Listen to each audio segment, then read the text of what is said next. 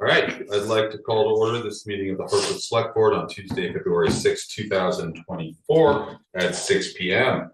This meeting is a hybrid meeting, which means that some or all the public body is meeting remotely, and some are meeting physically in a previously noticed location where the public may attend to observe, listen, and participate contemporaneously. One member of this public body or other staff is present at the location to ensure the public can participate if desired. Please note that while we will strive to provide means for those attending remotely to participate in the public comment period, there may be technical difficulties or reasons that otherwise prevent or interrupt remote public participation.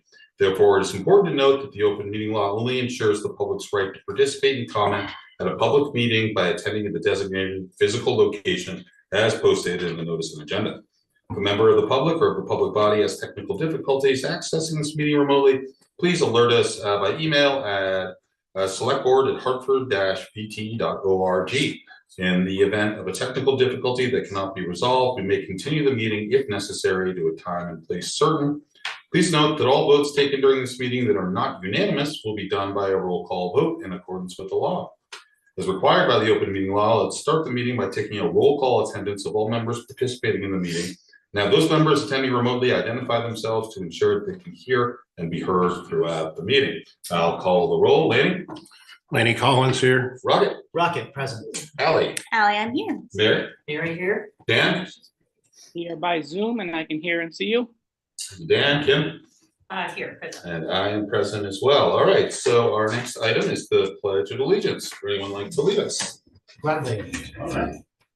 Pledge allegiance To the flag, United States of America, and to the republic for which it stands, one nation, under God, indivisible, with liberty and justice for all. Thank you, Rocket. Thanks. All right, we do not have any liquor control board business. We have no cannabis control board business.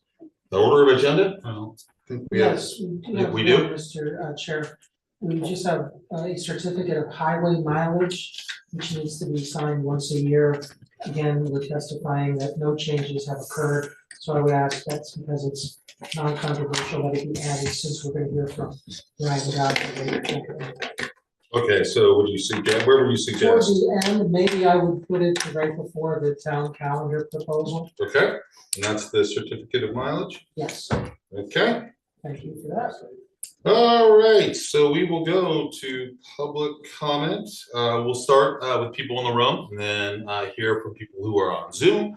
You will have 5 minutes to speak. We have the timer set. Not yet. Okay, we'll have 5 minutes to speak. Give me a minute. Yeah, okay.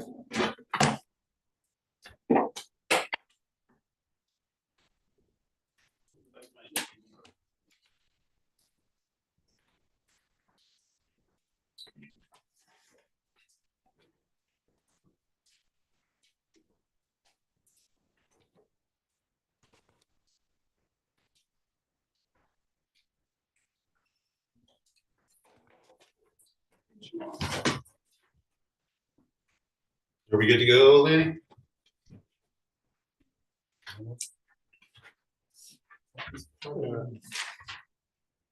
Yep, good to go. Okay, so 5 minutes to speak. Please address the select board as a whole. No personal attacks. Like I said, we'll start in the room, then we'll go to Zoom. Sir. Name's Aaron Warner. I own a business and I live in Whitehurst.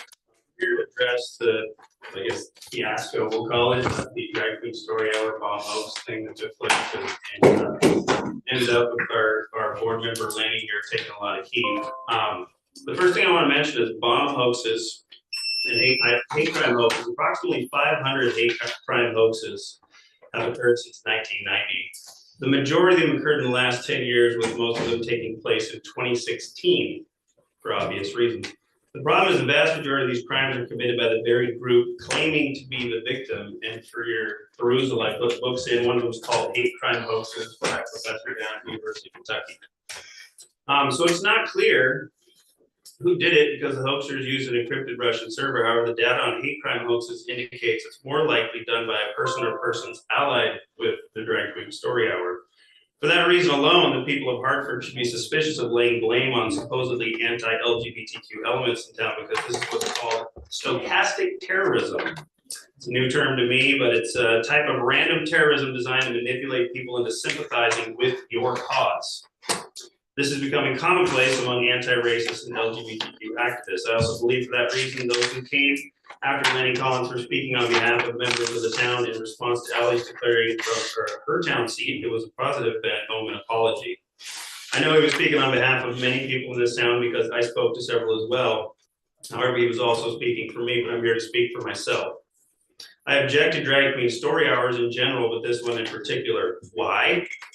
I worked as a program specialist in a house of highly functioning pedophiles. They were developmentally disabled for 3 years. I worked with sex trafficking safe homes. I've been following this trend for about 30 years. Drag queens by definition are men dressed as hypersexualized women historically for the amusement of gay men. Whether or not this is or that is objectionable is not my objection. Mine is related to drag queens masquerading as harmless fairy tale characters. Why? This is a categorical method of sexual grooming, which I've already spoken to the town about.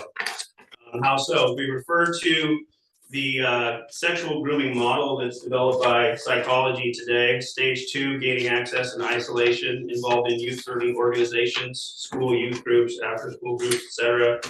They manipulate the family to gain access to the minor. Stage 3 is trust development. They appear to be charming, nice, likable. They have insider status with the community, affectionate and loving with minors. They give minors attention. They engage in childlike activities like storytelling. Stage 4 is the desensitization to sexual content and physical contact. They ask questions about minor sexual experiences, use inappropriate sexual language, accidental touching, etc., etc. This list is somewhat generalized, but what about the drag queens who came here? Emoji Nightmare and Katniss Everywhere. I went to look into them and found virtually everything they put online is sexual or involves nudity. In fact, I was hard pressed to find pictures of Katniss online where she wasn't naked. Children can see this. It's on Instagram. It's on YouTube with zero restrictions. So for those of you who want to pretend this is just harmless reading to children, have a look and tell me and other parents that this is that all that's what's going on is just harmless reading to children. Okay, especially with these two. Speaking of reading, since we all agree children should learn how to read, Allie, will you read the name of the first drag queen on that list in front of you? She doesn't I'm have not to gonna do that. participate now. Does anybody else want to read the first name on the list? Yeah, so this is a list of common drag queens here in the United States. And the fact that you don't want to read the name off the list tells you just how objectionable this group can be. I think it tells us that this isn't a participatory event here. It's you giving us public comment. So we're gonna stay silent. That's fine. I'm the fact that nobody wants to read that, not because you don't want to participate, because you know it's objectionable is what I'm pointing out. Nope, That's that's not not- what that's that's not not why I really didn't right. read it. But go ahead, you have limited time. Okay, so my contention is drag queen story hours are not just dog whistles for predators, but they're a bat signal. Whether or not emoji and Katniss are predators is irrelevant. They are participating in known predatory behavior and essentially announcing to every predator within 25 miles of our town, come look for children here. I know because I've worked among them and I know what they look for. People wanted hard statistics and facts. Here are some hard statistics to consider. Okay, the US accounts for 800,000 missing children each year. Vermont is number 5 on the list here. Children with disabilities are 2.9 times more likely than children without disabilities to be sexually abused. Males make up 88% of perpetrators. Most concerning is children in the UK, which is not here, I know, but where drag queen story hours practiced regularly are now the top committers of sex crimes against other children. We are literally creating child predators. So as for hate speech, which was the other thing that was mentioned, that's constitutionally protected act in this country. We have every right to voice our hatred for anything. I'm sure more than one person in this room has felt free to speak of their hatred for Donald Trump, the war in Ukraine, anti-Semitism, whatever you hate. Okay, exercising my right to this free speech, let me tell you what I hate. I hate people who practice deception. I hate the sexual exploitation of children. I hate it when the good citizens of my town are lied to by activists. And I hate our tax dollars being used to fund programs that unfairly malign the good people of this town as bigots. Lanny is not a bigot. He's a concerned citizen who voices the concerns of many. And as you can see from my presentation, for good reason. Thank you, Lanny. Public comment, come on up. Please My name is identify Kathy yourself. Velisic from Wilder. As with the last time when Mr. Warner spoke of this somewhat obsessive, abhorrent attempt to correlate such things, there was no proof presented with regards to who perpetrated the bomb hoaxes. And as far as I know, no one has been arrested or even charged for this. I find his statement support, particularly given that he is a candidate for select board coming up. And thank you for your time and listening. Got it. Further comment in the room? Seeing none, how about Zoom? One hand up at the moment. Okay, let's take it. Go ahead, Heidi.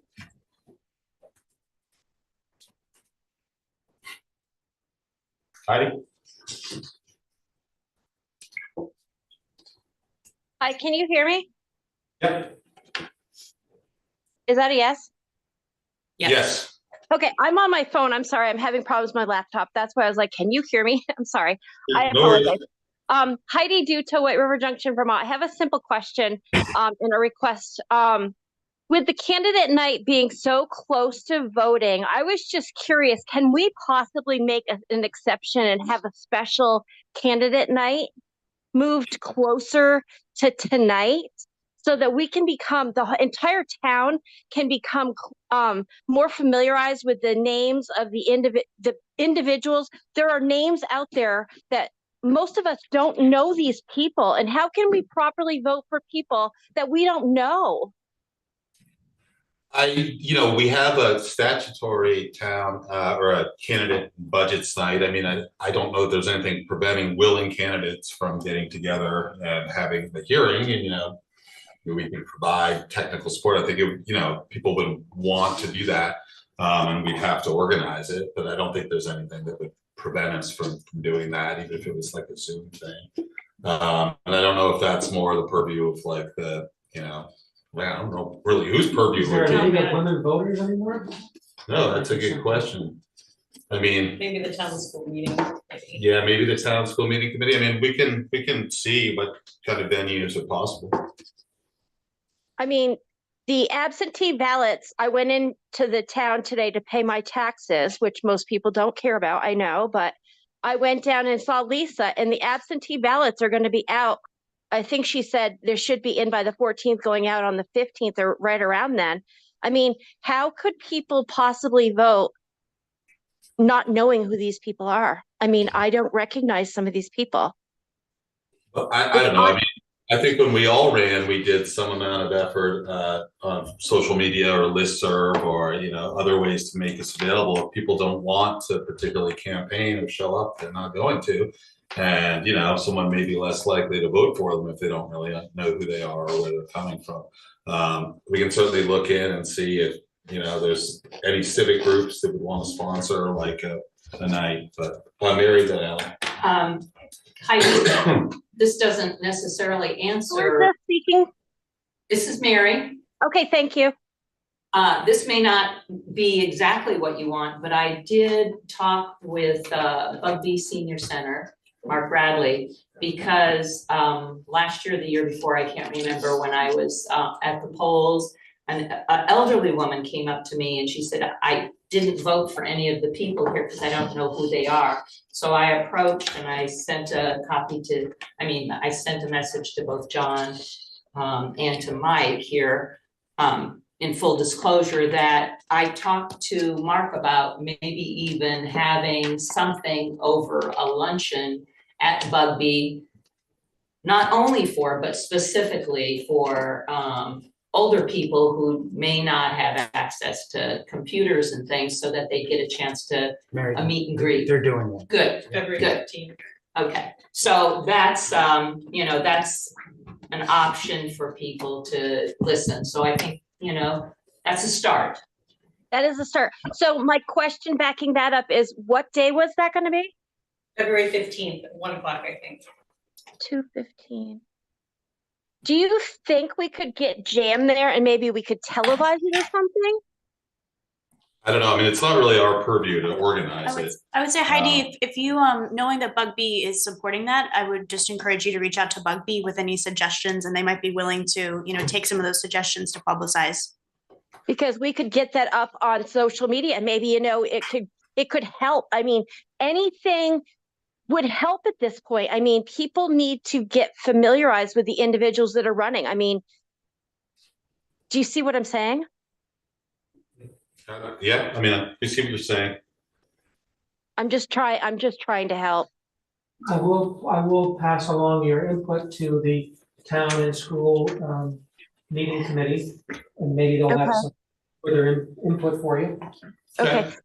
Thank you all so very much. Have a good night. Thanks, Heidi. Dave, you coming up? I have a topic. Do you have a topic? Am I on? If you'd like to speak, come on up and identify yourself. Do you have a topic on the agenda? No, Okay. You said you had a topic, so. it's a topic. All right, so you're still limited to 5 minutes? I'll call it Yeah. a comment. Okay. David Briggs, White River Junction, and I hope that what I've got here on my laptop could reach up on the screen, but I'm not sure I know how to do that. I'll get better at this.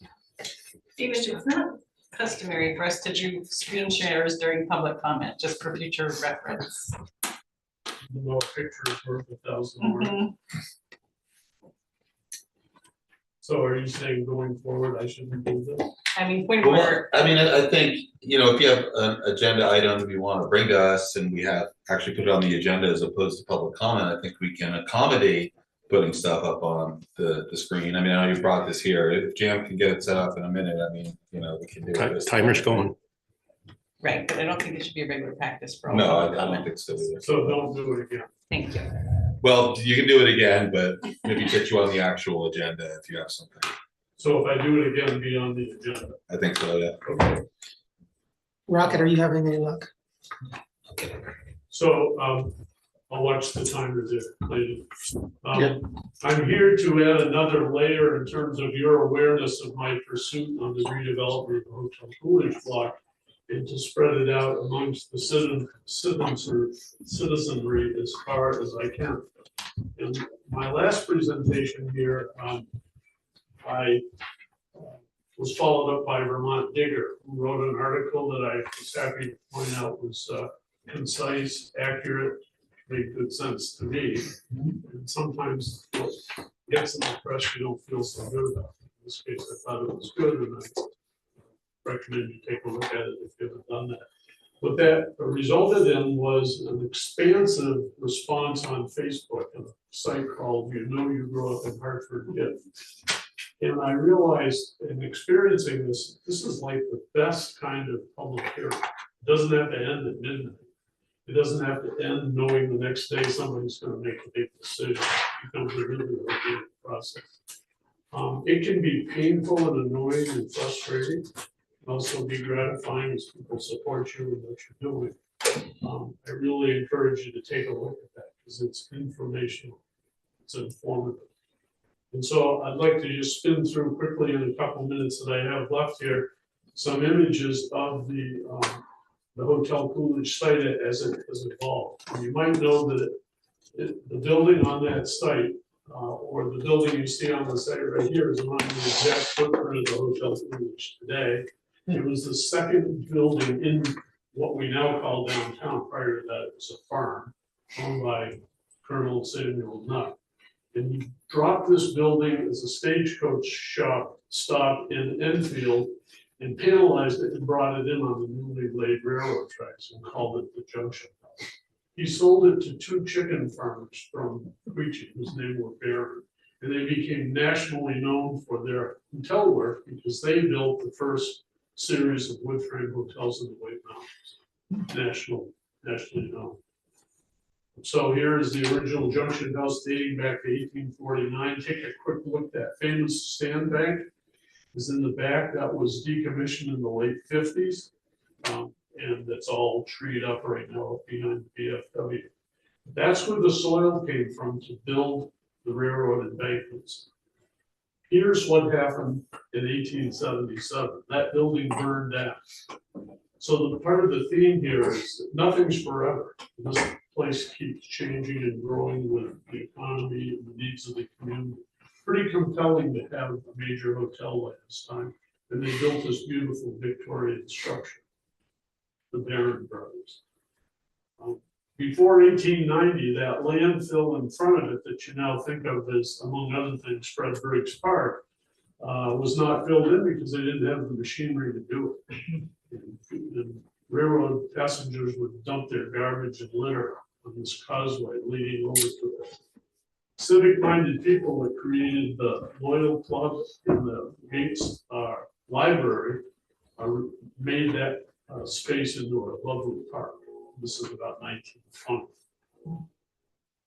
Here's an example of what made White River change. It wasn't the railroads up and down, it was the automobile that allowed the captains of industry to not have to live here.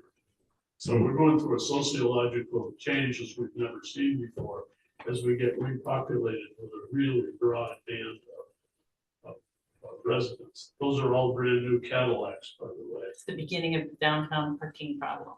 Call it a problem. We call it a sign of prosperity. It was renamed the Hotel Coolidge, that building that you just Excuse me, saw David. there. was David. renamed the Hotel Coolidge. Sorry, you're out of time, but. Rocket, that's my job to tell Dave. Okay, well, I guess. If Dave can sum it up quickly, that would be I'll bring great. it on Thank you. down. Sorry. In 1923, when Coolidge became president, they named this junction house after Calvin Coolidge's father, John Coolidge.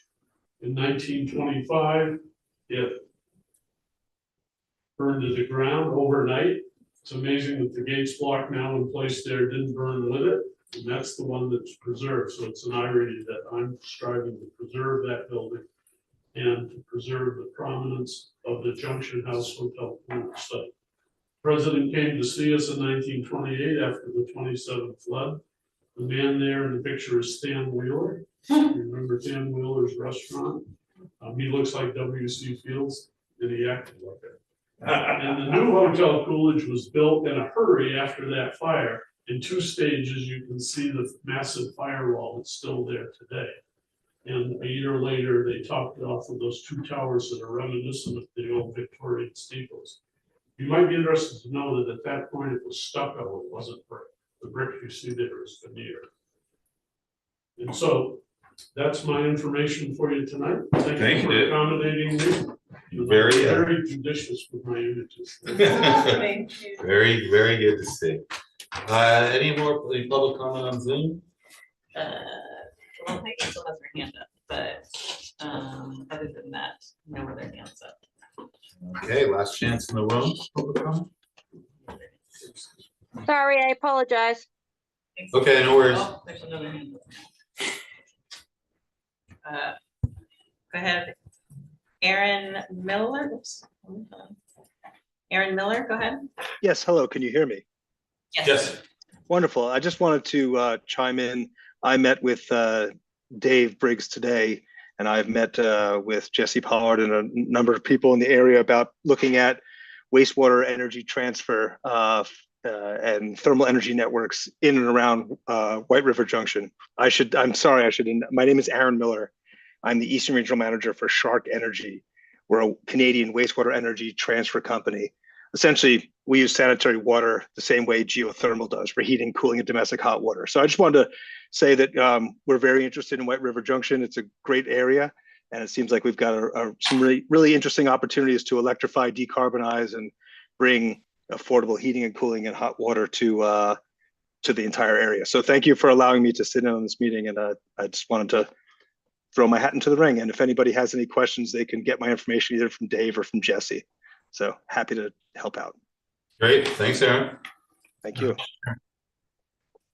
You want to save it for select board comment? No, I just want to know if this pertains to what Mr. Briggs is speaking about on the Coolidge block. Does that fall into what your Yes. presentation is? Oh, okay. No. How do they tie together? That's They're talking about geothermal. It may also be further elaborated on by Dana Clausen, our Yeah. okay. environmental sustainability coordinator. Right. There's nothing. Seeing no more public comment, we'll move to select board comments. Kim, do you want to kick us off? I just wanted to share that the select board participated in a workshop last Wednesday night, the 31st of January, with Dominic Cloud, who was the who's the town manager in St. Albans, but also representative from VLCT, who helped us with our town manager search. Anyway, Dominic helped us kind of just go through the process of looking at our committee liaisons and potentially developing we've got a draft policy for that. So that's in process. And anyway, it's just a really valuable experience. And I also just want to encourage people that when looking at the agenda for any given meeting, to always click on the link for significant activities, because the town departments are doing a ton of stuff. And if you want to get just a glimpse of what the kind of things they're working on in any given 2-week period of time, it's really impressive. So. Good. Dan, any select board comment? I just encourage people as we get into the voting cycle that people get out and vote and they look at the candidates and see what kind of time and energy they've devoted to the town in the past. If they haven't devoted time and energy, then I would ask you to ask questions about their interest and make sure that they're a good fit for whatever role they're running for. Thanks, Dan. Mary, any comment? No. Ally, any comment? Yeah, just briefly to, yes, acknowledge we're in town meeting cycle. So just a big shout out to our town clerk and her department for all of the work they're already doing and will be doing in the next month to, get as much information out as possible and make town meeting cycle as fluid as possible, as well as our town and school meeting committee. I also know that one of our assistant town clerks, Melinda Brooks, has, in addition to her clerk office role, has been helping to fill in other departments as well. And so just very grateful for her and for that department's work, especially in this high volume time. Appreciated it. That's Anything it. else? Cute too. Joe, that It's was a biased opinion. that was Joe Major speaking for those in Zoom. Thank you, Ally. Rocket? Election cycle, I've met with some of the candidates, a couple here, had some really nice conversations, and I would definitely encourage the citizens to reach out to the candidates, myself included. Given that Ally and Dan are not running, I know this is not our last meeting, they were our penultimate meeting together. I did want to say it's been great to work with you guys. I've learned a lot, and so thank you for your service. And I think whether I serve or not next term, I do think that we have a lot to. I think we've done a lot in the last couple of years that I've been on here. I am really looking forward to procedural improvements in our meetings. I think we have gone a long way. I think we have a long way yet to go. And I think one of the main things that I care about from a big high level perspective is how do we get these meetings shorter? Because I don't think we should ever have a meeting that's longer than 2 hours, barring some sort of emergency. Because I think that that's actually one of the most prohibitive things to having people run and participate on the select board.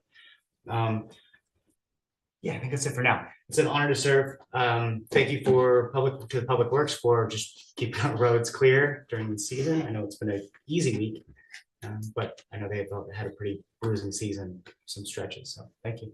Thank you, Rocket. Lanny? Yeah, thank you very much. Thank you, Mr. Warner, for supporting me. I've learned a couple things out of this whole fiasco with the Drag Queen Story Hour. One of them is that our citizens of the town of Hartford, many citizens of the town of Hartford, are tired of this board straying off of topics that deal with town business. We should not be getting into the weeds of what's happening in the world around us. We need to reorient ourselves towards the business of working for the town. I strongly believe that, and I support that. The other one is that I've had a lot of people reach out to me in support of what I said. Privately, they've reached out publicly. I've had a number of emails to the town email, and I wanted to thank all those supporters who have reached out to me. But on that, and with that said, a lot of people said that they are not willing to stand up and speak for what they believe is wrong in this town for fear of being labeled. If you speak about anything you don't think is right, you get labeled a homophobe or a racist or a bigot. And we're living in a society nowadays, and in this town of Hartford, where people are afraid to speak out about what's happening. And last time I looked at the scales of justice, they were balanced. And we had a freedom of speech in this community, in this nation. And when people are afraid to speak out and say what they feel is wrong without being chastised or called a bigot or a homophobe or a racist, you may feel that, all right? But you don't need to be saying that to people. So we need to re-examine what's happening here. Thank you. Sorry, Rocket.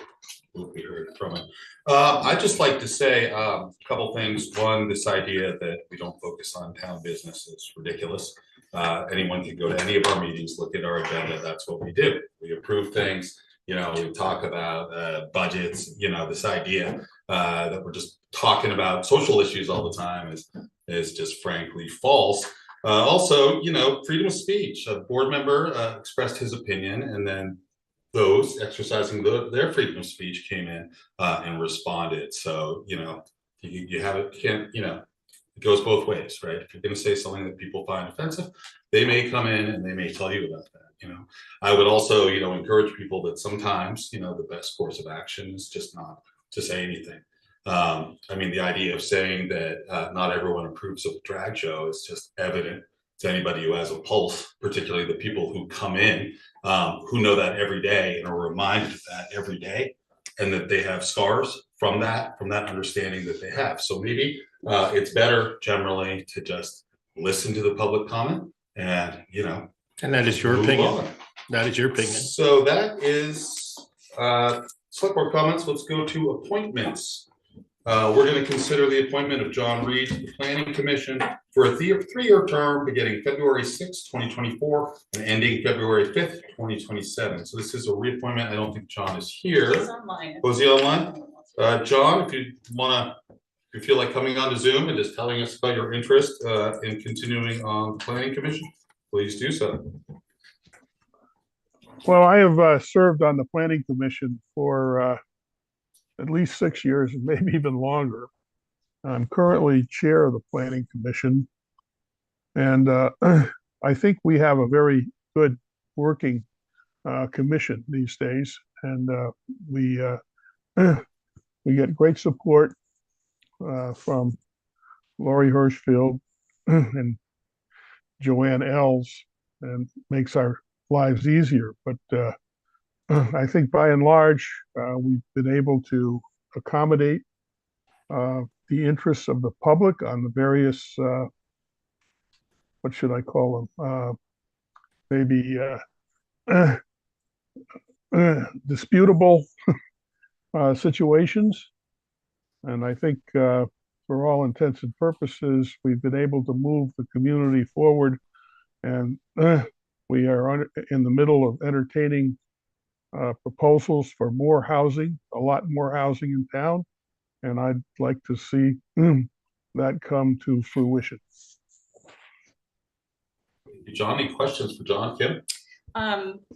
So first to the board, I would say as liaison to the committee that the Planning Commission works through some really challenging applications, and it's quite impressive the way that they are able to navigate that. And so I think John for his leadership in the role as the chair. And John, I just wanted to ask you, since you're here, one of the things we're talking about later tonight is a proposed kind of institutionalized calendar where we have a cycle of things, including hearing from committees and commissions directly to the select board. So in addition to liaisons just reporting in our commission reports, but would you be open to or supportive of having at least once a year slot where you if you are reappointed to the Planning Commission, basically coming to the select board with a presentation of the things that you're working on? Like, I think people point to the board often in terms of what's going on with housing and what's going on with zoning regulations and things like that, but we're not hearing directly from the commission about those things.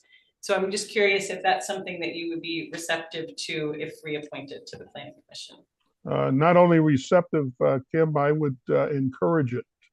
I think we do have quite a few things that are items which the community and the select board in particular should be aware of, and it may not be readily apparent what I'm thinking of, but I think that the opportunity to educate would be a great step forward. Awesome. Comments or questions for John? Manny? Yeah, John, you've, as you stated, you've been on the board for 6 years or longer. What's your take on potentially looking at term limits for boards and commissions? I mean, as you stated, you've been on it a while.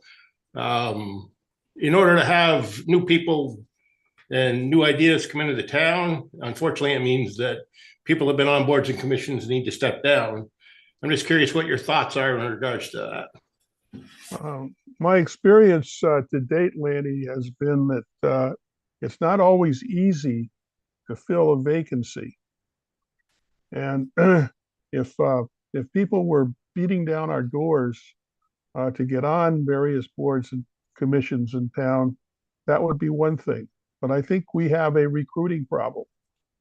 And until that recruiting problem is solved, I think term limits would be defeating.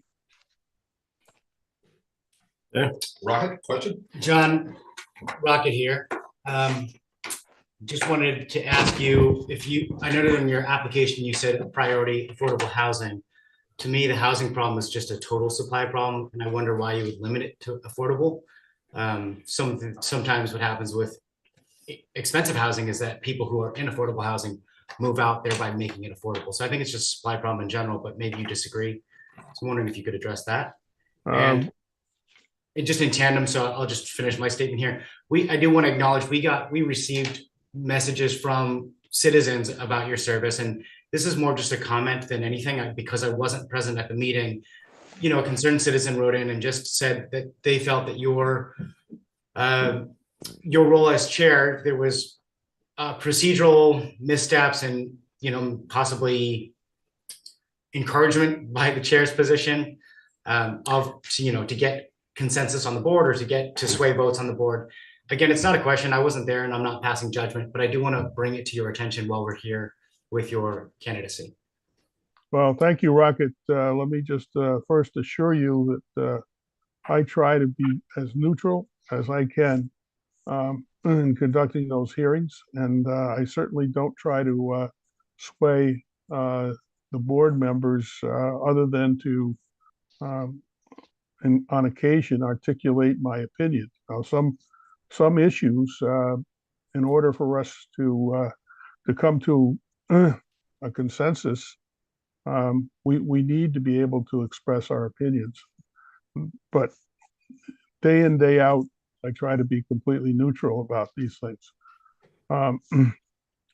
Second, I lost my train of thought. Your first question was?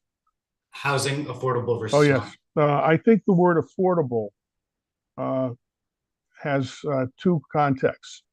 One refers to housing that qualifies for lower rents under federal guidelines.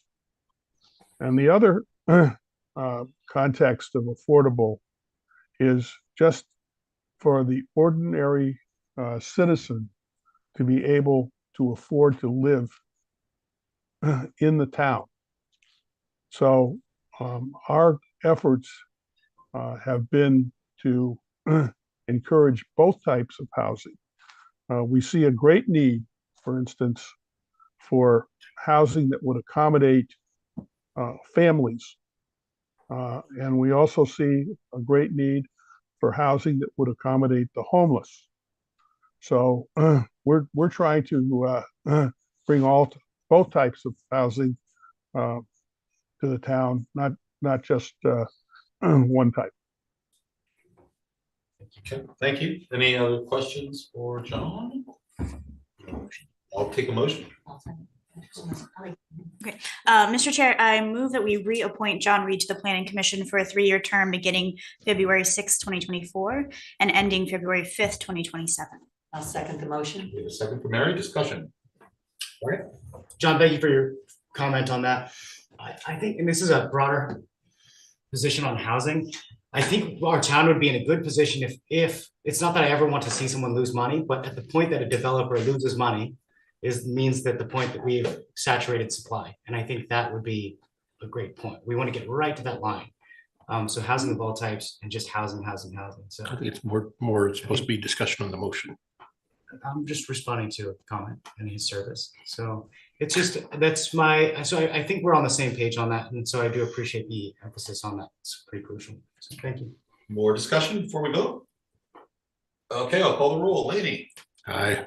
Rocket. Aye. Ally. Aye. Mary. Aye. Dan. Aye.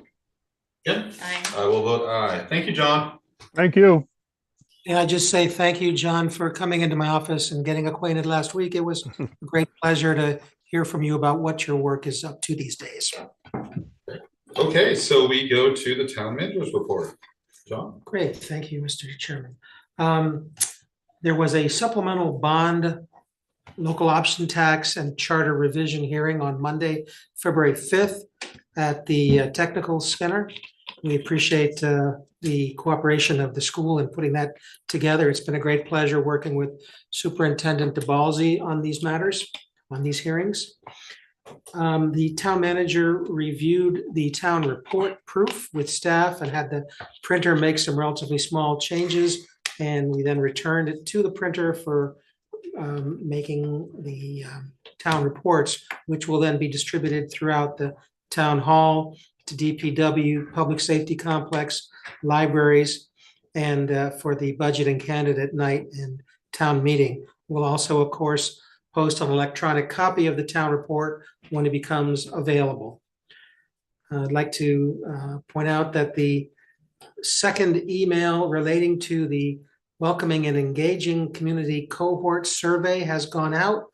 We have about 195 people on our distribution list between staff and boards, commissions, and committees.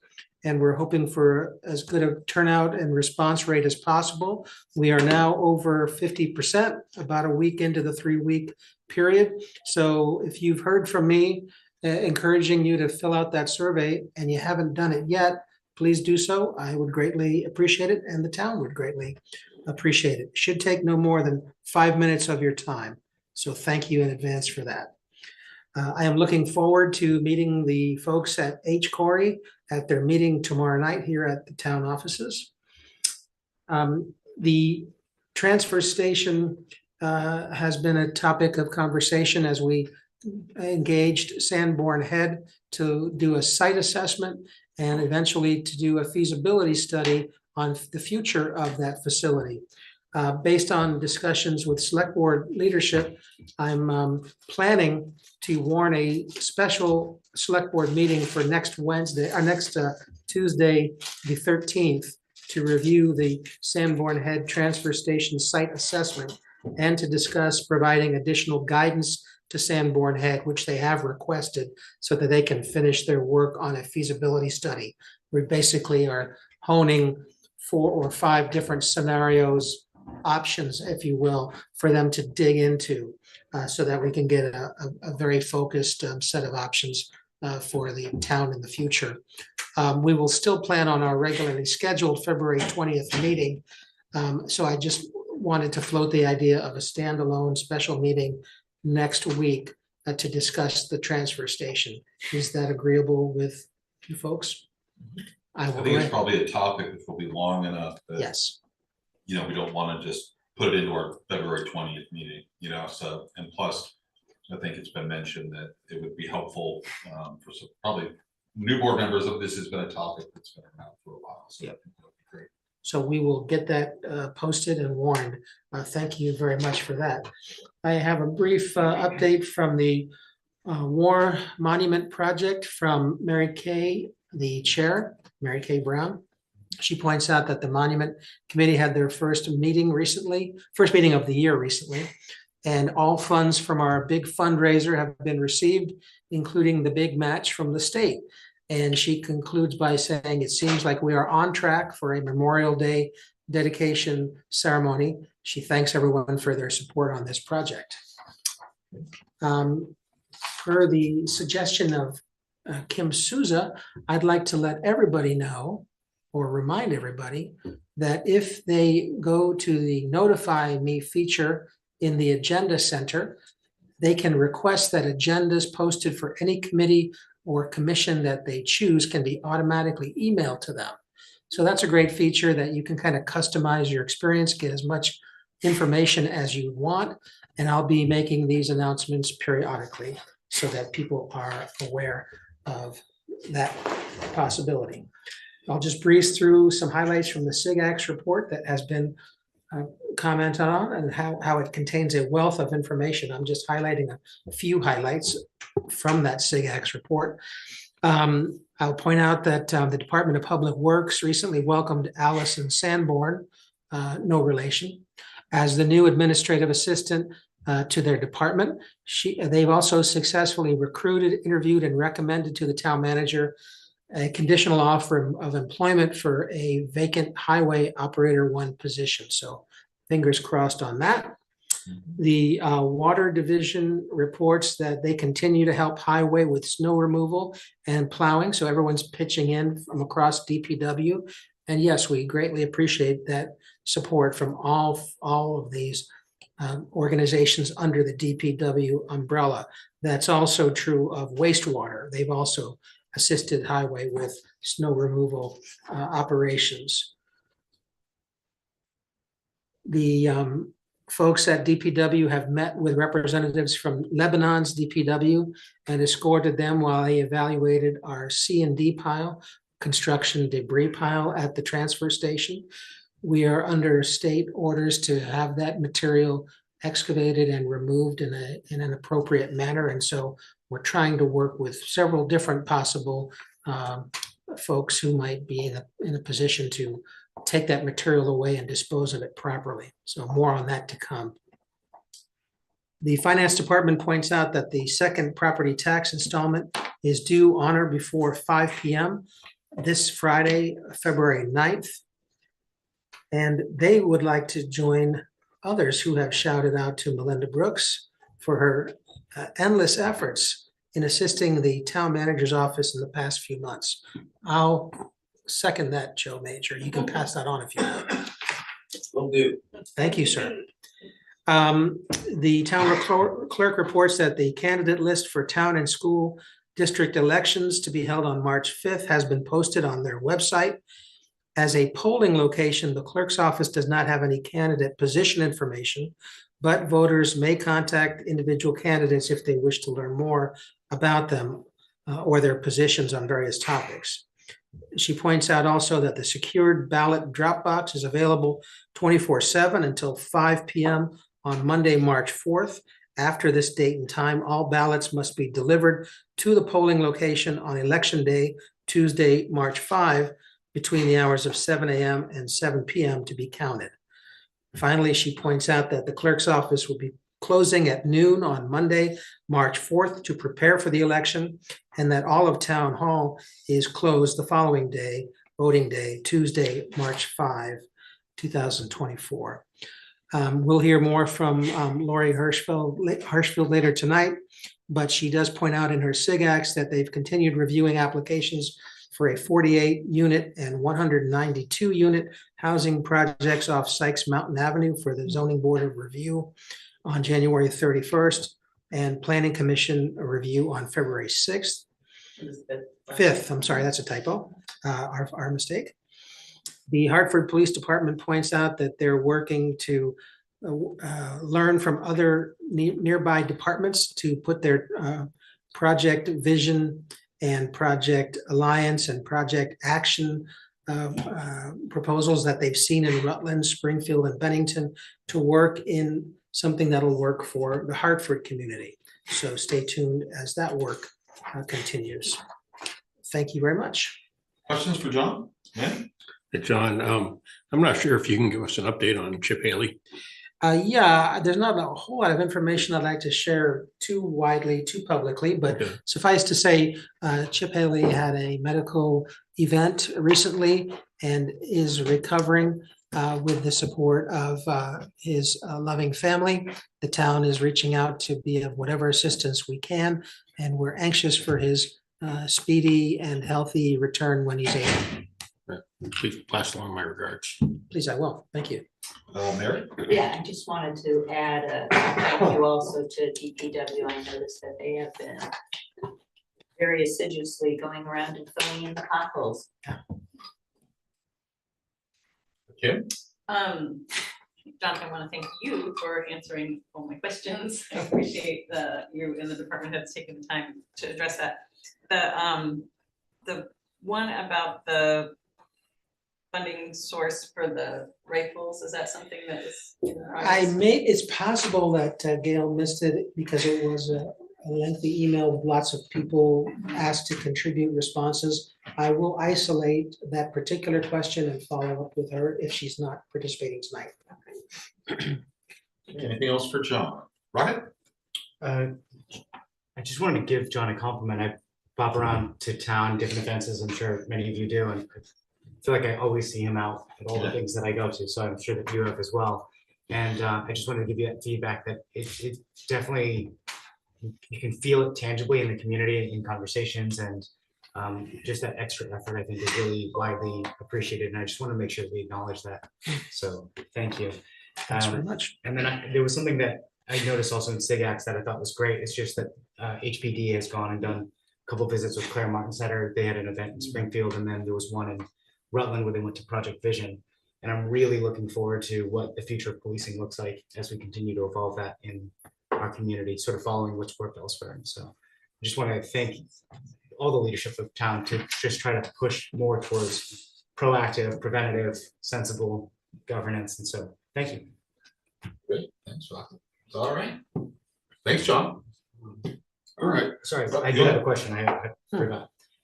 Bugby doors. Is there any update on that? I can send you an email that I had from Mr. Blanchard, who believes that this is not a pressing matter. And I did pass on the same comment to the design folks, who say they certainly are interested in putting it into their work scope, but it doesn't seem like the folks at Bugby think that it's a time critical matter. Okay. Thank you. Thank you. Okay, thanks, John. All right, our next item, we're going to have our second public hearing on the charter revision proposal. I believe last time we had our first, we actually did a motion to go into public hearing. Someone want to make it that motion? Mr. Chair, I move that select board move it to recess the select board meeting and open a public hearing to discuss the charter revision. Okay. I'll second. We have a second from Ally. Any discussion? Okay, all those in favor say aye. Aye.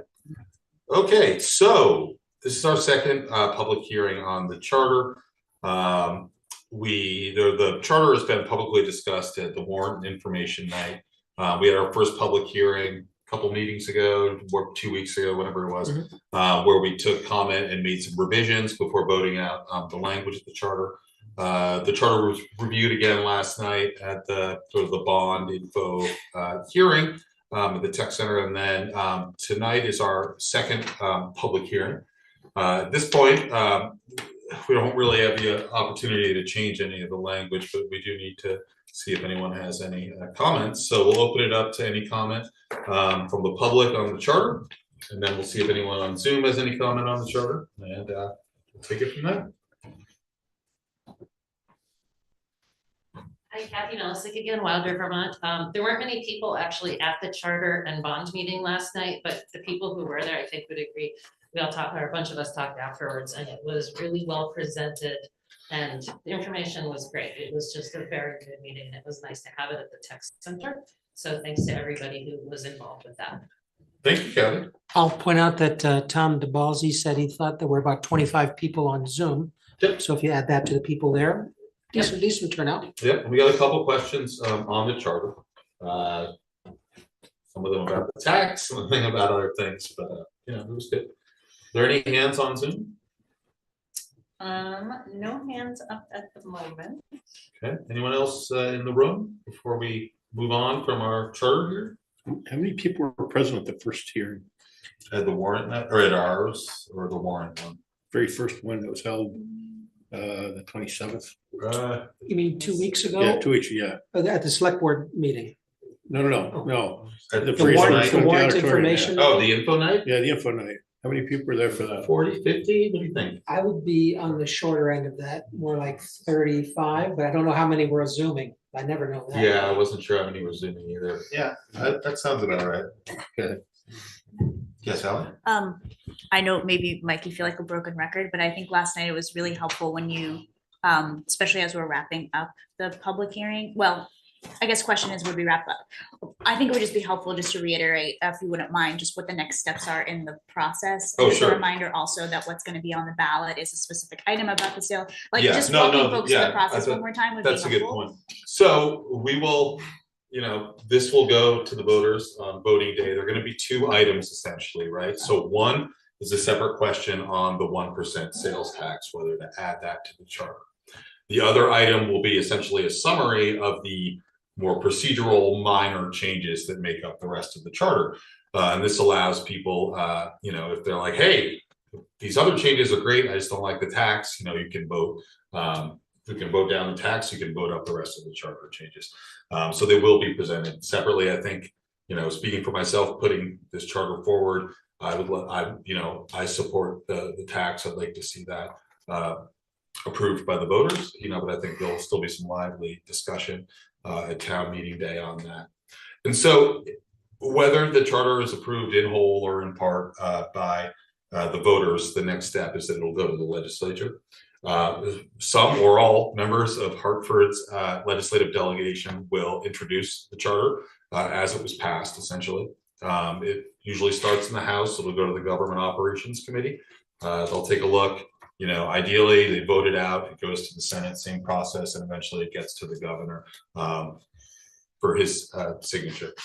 So that's the process, right? So this doesn't end on voting day, really. In some, I guess in some sense, it's sort of the start of the process, right? End of the beginning, because it still has to go to the legislature, and they're going to need to look at it. So so that's basically where we're at. The two items on it. This is again the start of the process, and we hope everyone gets out and votes. Any other comment on this?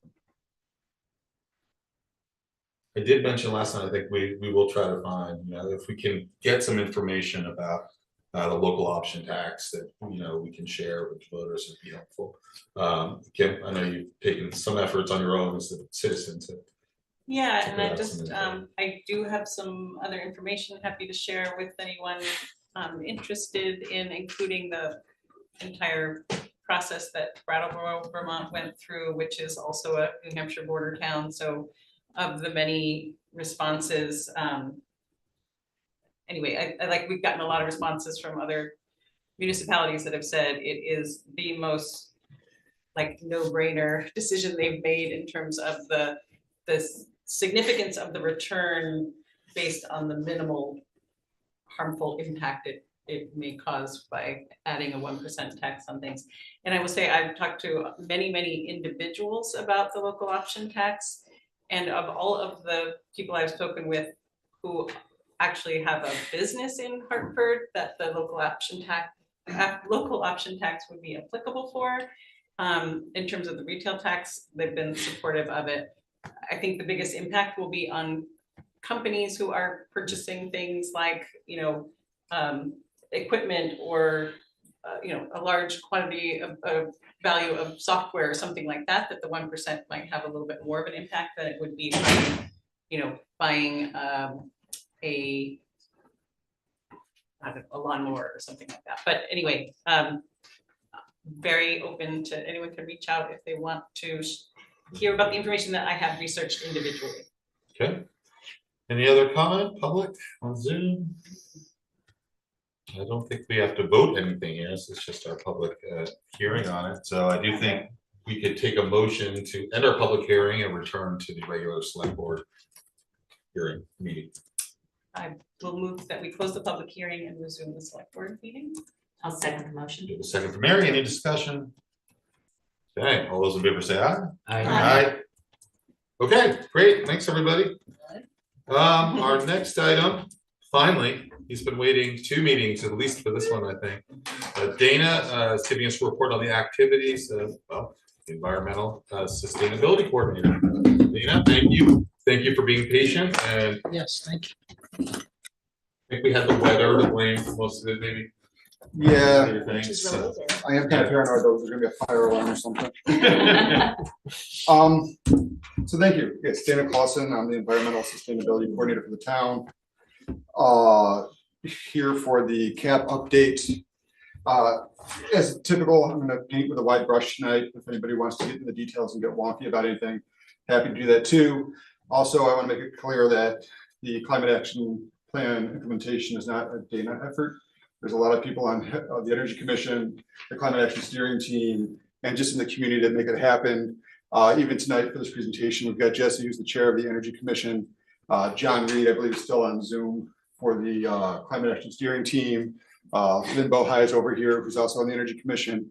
My counterpart from Lebanon, their energy and facilities managers here as well. So it's not only just a Hartford thing. We're really trying to work on making this a wide tent, because climate change, the impacts of climate change aren't just going to stop at our borders. You know, if Hartford's prepared, and the next town over is not, the rain's not just going to go around us.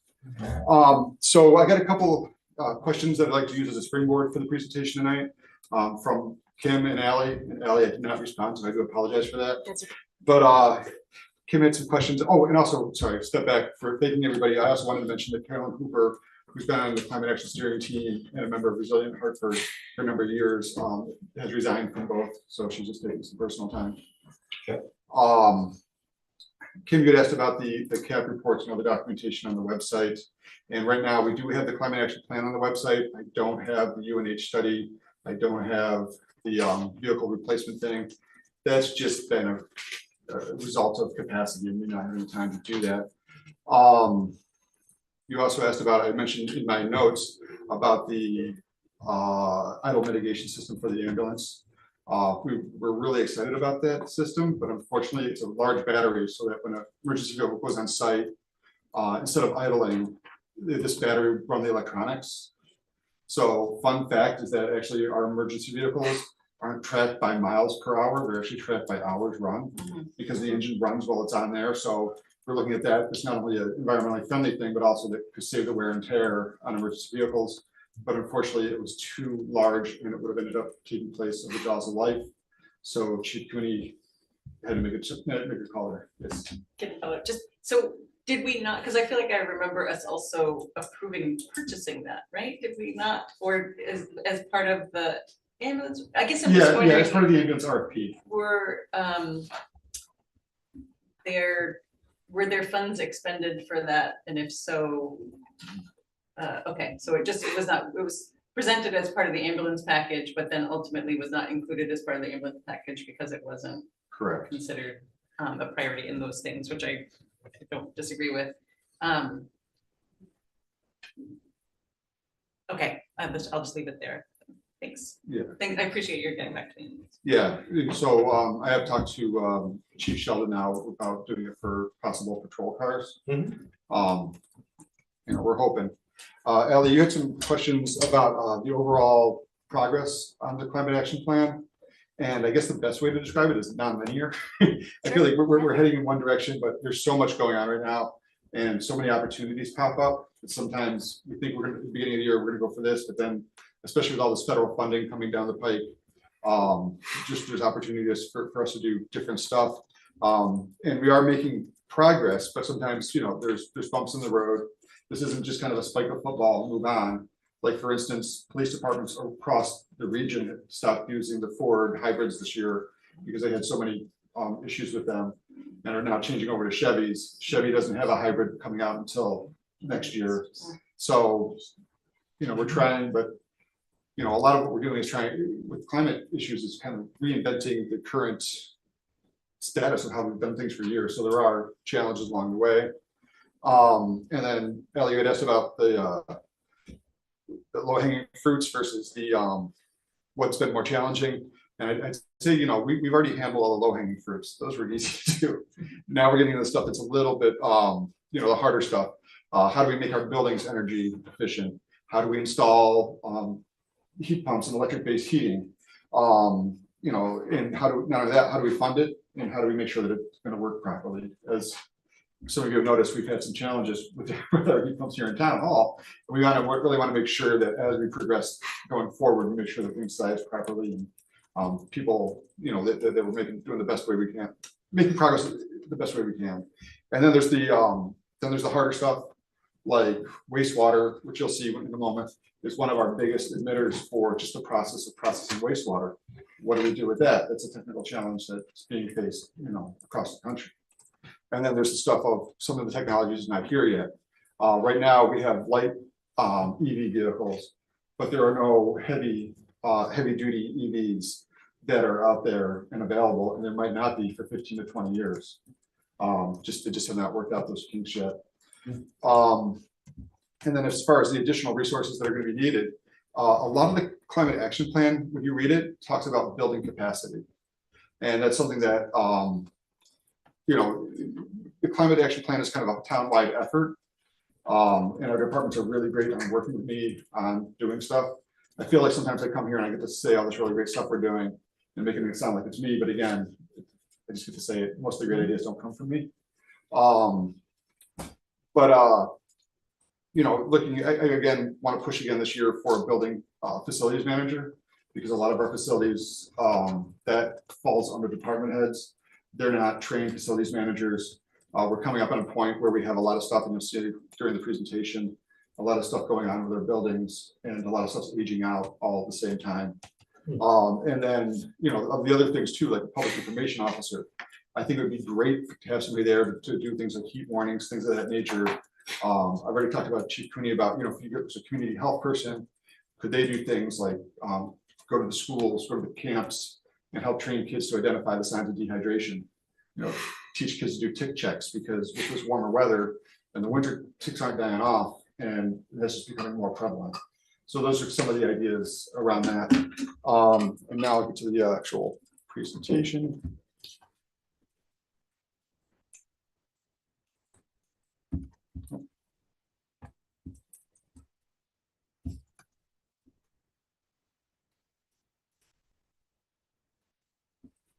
Okay.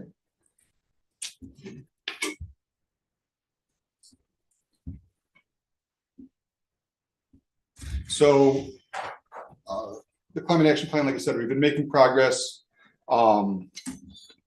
with both mitigation and adaptation. I feel like we talk a lot about the mitigation stuff, which is how do we make things more efficient and lower our emissions. But we also, I talk with folks about the issues of adaptation, and that's just the issues that we're going to need to continue to adopt as climate change gets more prevalent. And I think this past year, we've all seen the issues with the flooding, things of that nature, which are not going to go away. This is where we are. We've had a 20% increase in precipitation since 1900 in Vermont. And the way that breaks down is it's not equally distributed across the state. Because of the way the mountains are, it hits specific issues. We got lucky this summer, but we're not always going to be that lucky. And it's going to impact things like TBW, Parks and Rec, things of that nature. We have an extended growing season. I talk to Scott frequently about how he's needing to mow earlier and later in the year, and that's going to impact operations. We've got more invasive species coming into the area. You see the slide there where it says trees on the move. Trees are migrating, which sounds funny, but it's actually there. I've been to the Billings Farm forest where they're actually looking at trees coming down to a lower elevation because that's what's happening. Things like we've had some issues with landslides in the area. I was listening to VPR a couple weeks ago, and somebody from the Vermont Geology place mentioned that they had expected there to be like 6 reports of landslides this year, and they got 80 something. So these are things we're going to be, facing, and I think it's just good that we all kind of keep these in mind as we move forward. And of course, there's an increase in the number of critical hot days, meaning days that get above 87 degrees. That's when people start to have health issues. So, I've had talks with Mark over the Bugby Center about setting up alerts to send out automatic alerts to elderly or vulnerable populations to say, hey, today's going to be a hot day. Please, stay hydrated, be aware of that. So this is not what we talk about often, but this is what I do talk with folks about on a pretty regular basis. Oh, I talked about it. So this is the UNH climate carbon Carbon Clinic report, or from the Carbon Clinic report. And basically what this is looking at is our sources of emissions. You can see there that wastewater, which is the brown ones, that's just from the process of clearing out the water, so that's not necessarily easy to do. We have purchased electricity here in blue, which is, you know, that the emissions from our electricity, it's kind of up to GMP as they kind of clean their sources on how that's going to get lower. We do have the solar panels, these systems, which aren't accounted for in here because we sell our RECs, which I don't want to get into, but essentially that is kind of a makeup of what goes into the grid, is how clean those sources are going to be. And then you'll see, you know, the other departments, there's fuels, especially for police and DPW, there's gasoline and diesel, which is, as we start to electrify our vehicles, will decrease those emissions. And then of course, the other stuff related to propane and heating, we're looking to electrify our heating systems and you know, lower the emissions through that way. This past year, we did a lot of stuff, really great work. But I'm not going to focus too much on this tonight because I want to focus on what we're doing this coming year. But this past year, we did do the Vermont Works for Women program. We had them come to town. That was a 7-week program, I believe, to train women in green construction trainings. We ran that with over at the vocational school. Same with Vermont Adult Learning. That is what we ran so far was, and when I say we ran, we invited them to come to town, and they came to town and ran the program. It's their program. But that's the heat pump training class, which was run over at the vocational school. I think all in all, we trained about 20 different folks from the area were trained through these programs. So they're great programs. They're free to the participants. You get a $500 stipend after they complete the program, and then after they work for 3 months or something like that, they get another $500 stipend. There's childcare assistance available, transportation, things of that nature. In the center here, we have the window dressers program, which we ran for the second time in October. We made 201 inserts, I believe, and those were for homeowners in this region. Not all Hartford folks, but a lot of Hartford, mostly. And those are just the inserts that go into your windows, cut down on drafts. If anybody's interested in that, we'll run it again this fall. But I would recommend that you sign up now because we've already got like 200 requests. We actually didn't even market it at all last year. By the time we started, we had enough requests to do that. You know, we got the mowers last year. Scott and I were showing this off over in Lebanon. So, and I'm getting a lot of calls from, actually not a lot, but I'm getting calls from other communities asking about that. And I think that's one area where Hartford's really kind of leading the way. And then there was the Energized Upper Valley Fair, which we had last year at Listen. That was an energy expo where we had folks from heat pump companies, things of that nature, come and do demos. We had a little over 100, 125 people show up. And we are doing that again this year on April 6th. If anybody's interested, it's going to be a little bit different format where there's going to be morning, there's going to be a lecture series on heat pumps and weatherization, or sorry, heat pumps and electrification. I believe in the afternoon is going to be weatherization with kind of a lunch and learn in the middle. But here's what we're getting to currently. These are the grants that we're currently looking at or working on, that I'm currently working on. And I just want to go through this quickly, and then I'll tie it to what buildings are getting what. But we had the Municipal Energy Resiliency Program. The first phase of that was $400,000 mini grant, or something, sorry, 4,000 would be great if it was 400,000. A $4,000 mini grant to the Energy Commission to build capacity, which is stuff like cleaning up the website, stuff of that nature, making the flyer area that you had talked about. So we do have funds to do that. We just got to get to a point to have capacity. So that's phase one. We're currently in phase two, which is building audits of up to 2 municipal buildings. Right now we're looking at the DPW admin building and WAVA, the ice rink. are both set to get audits. We're just waiting to schedule those. And then phase 3 is a $500,000 $500,000 grant to implement the work from the audits. Although the main factor in who's going to get the grants is based upon a town's energy burden, meaning how much do the residents spend towards their energy bill. And we are not considered a high energy burden. So that may, I'm not super optimistic we'll go for it, but it'll depend on how many other communities go for it, if we get it or not. The next one that should be going out this week or next is the Energy Efficiency Conservation Block Grant, which has been talked about for a while. Mike signed, this is what you signed a letter for like last summer. Yeah. But it's just so, these federal funds are just taking so long to roll out that it's just starting now.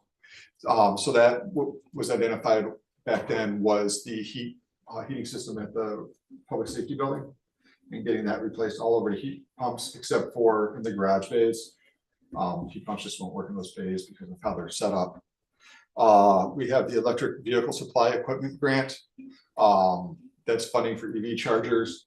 So that's been sent in. Hopefully that'll go for the downtown parking lot, which is already earmarked.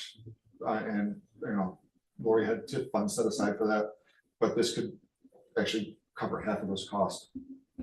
And then there's the NEVI program, which are level 3 fast chargers.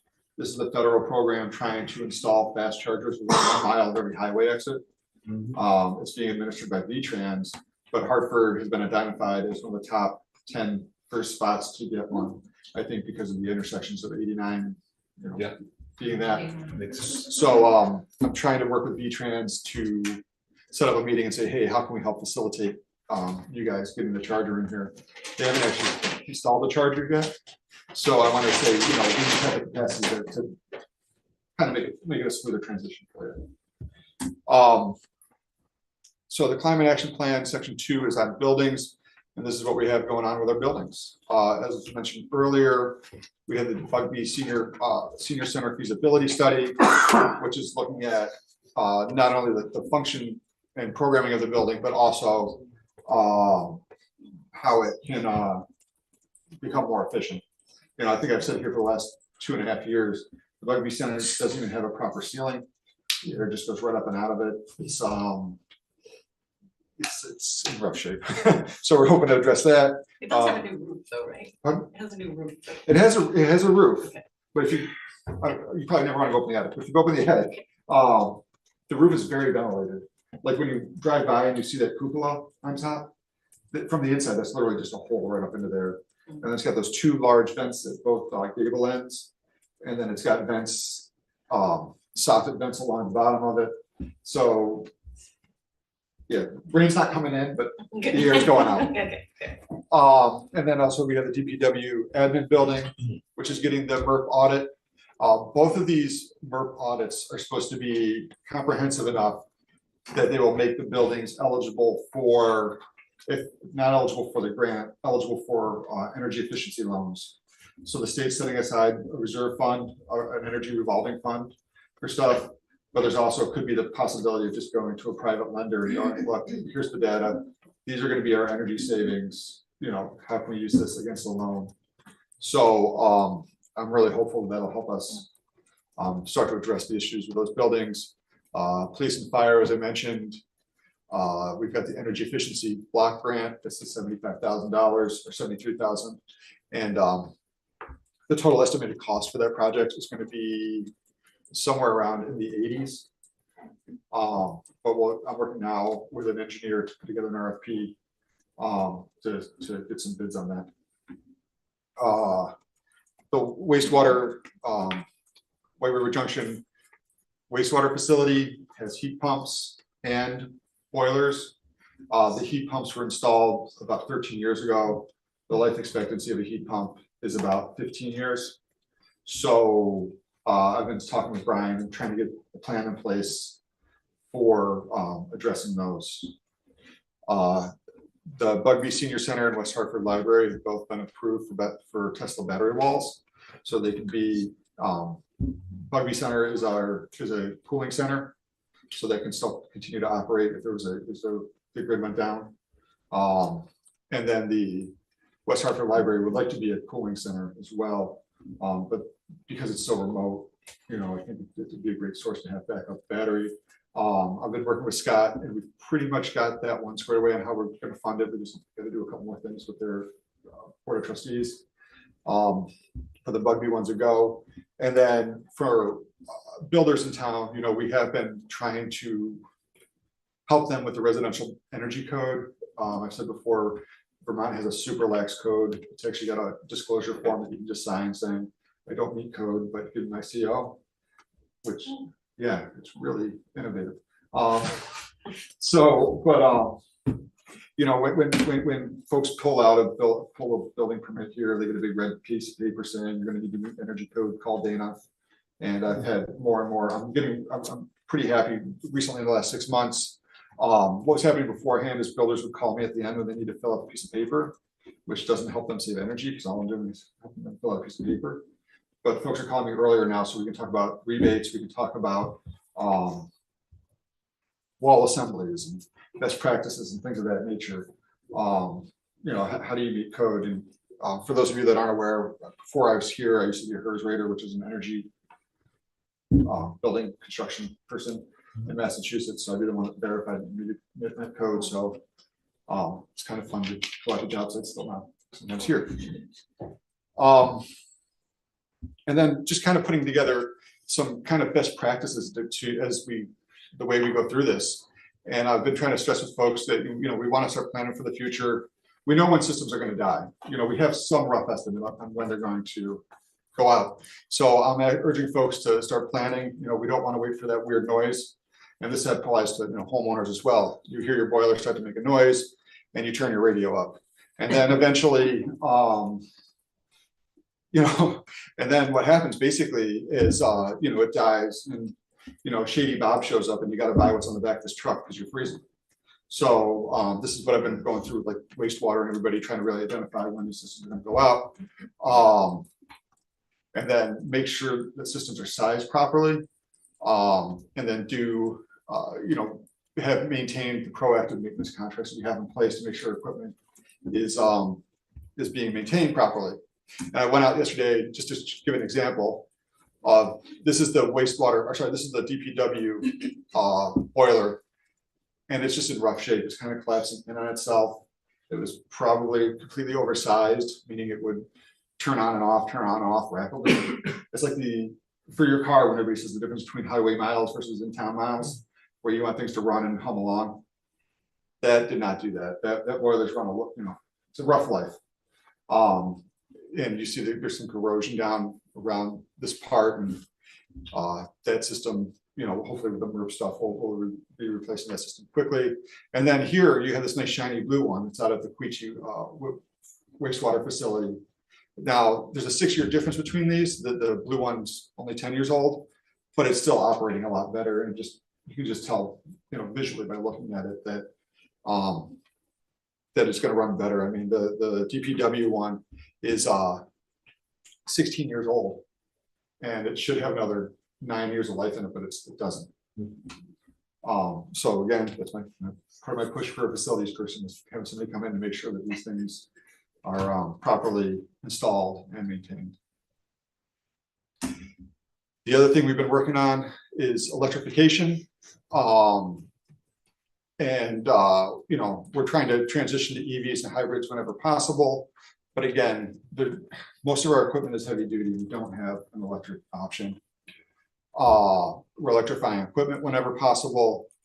We've got Paul Saucier, the town mechanic, started doing the EV training that was brought into Vermont through the Vermont Clean Cities Coalition. So they're helping subsidize EV trainings for mechanics. And this way we won't have to send everything out. If we got an issue, we'll learn to diagnose it itself. You know, we bring a lot more stuff in town. As I mentioned earlier, we have the level 2 chargers for the South Main Street parking lot happening. And then we have the level 3 charger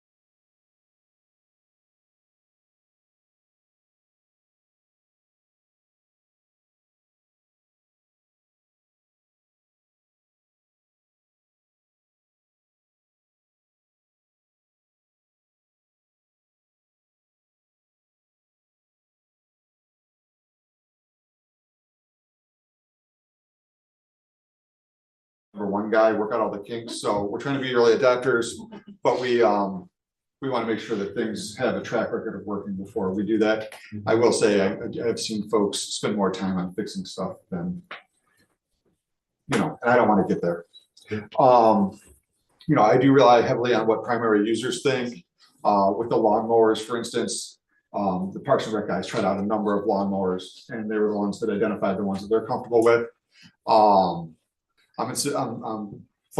pushing folks to focus on one or two manufacturers so that batteries are interchangeable, but also a lot of cars and equipment have proprietary tools. So not only do you need, so you'll need a different tool set for every make that you get. So I'm kind of saying, one or two, and then we're good. We're making sure everybody knows how to operate the equipment in vehicles, buildings, thinking about if we can fix it in-house, or, fix it regionally. One of the things we've learned here with the town hall system is we're one of, I think, 3 buildings in this region that have an LG system.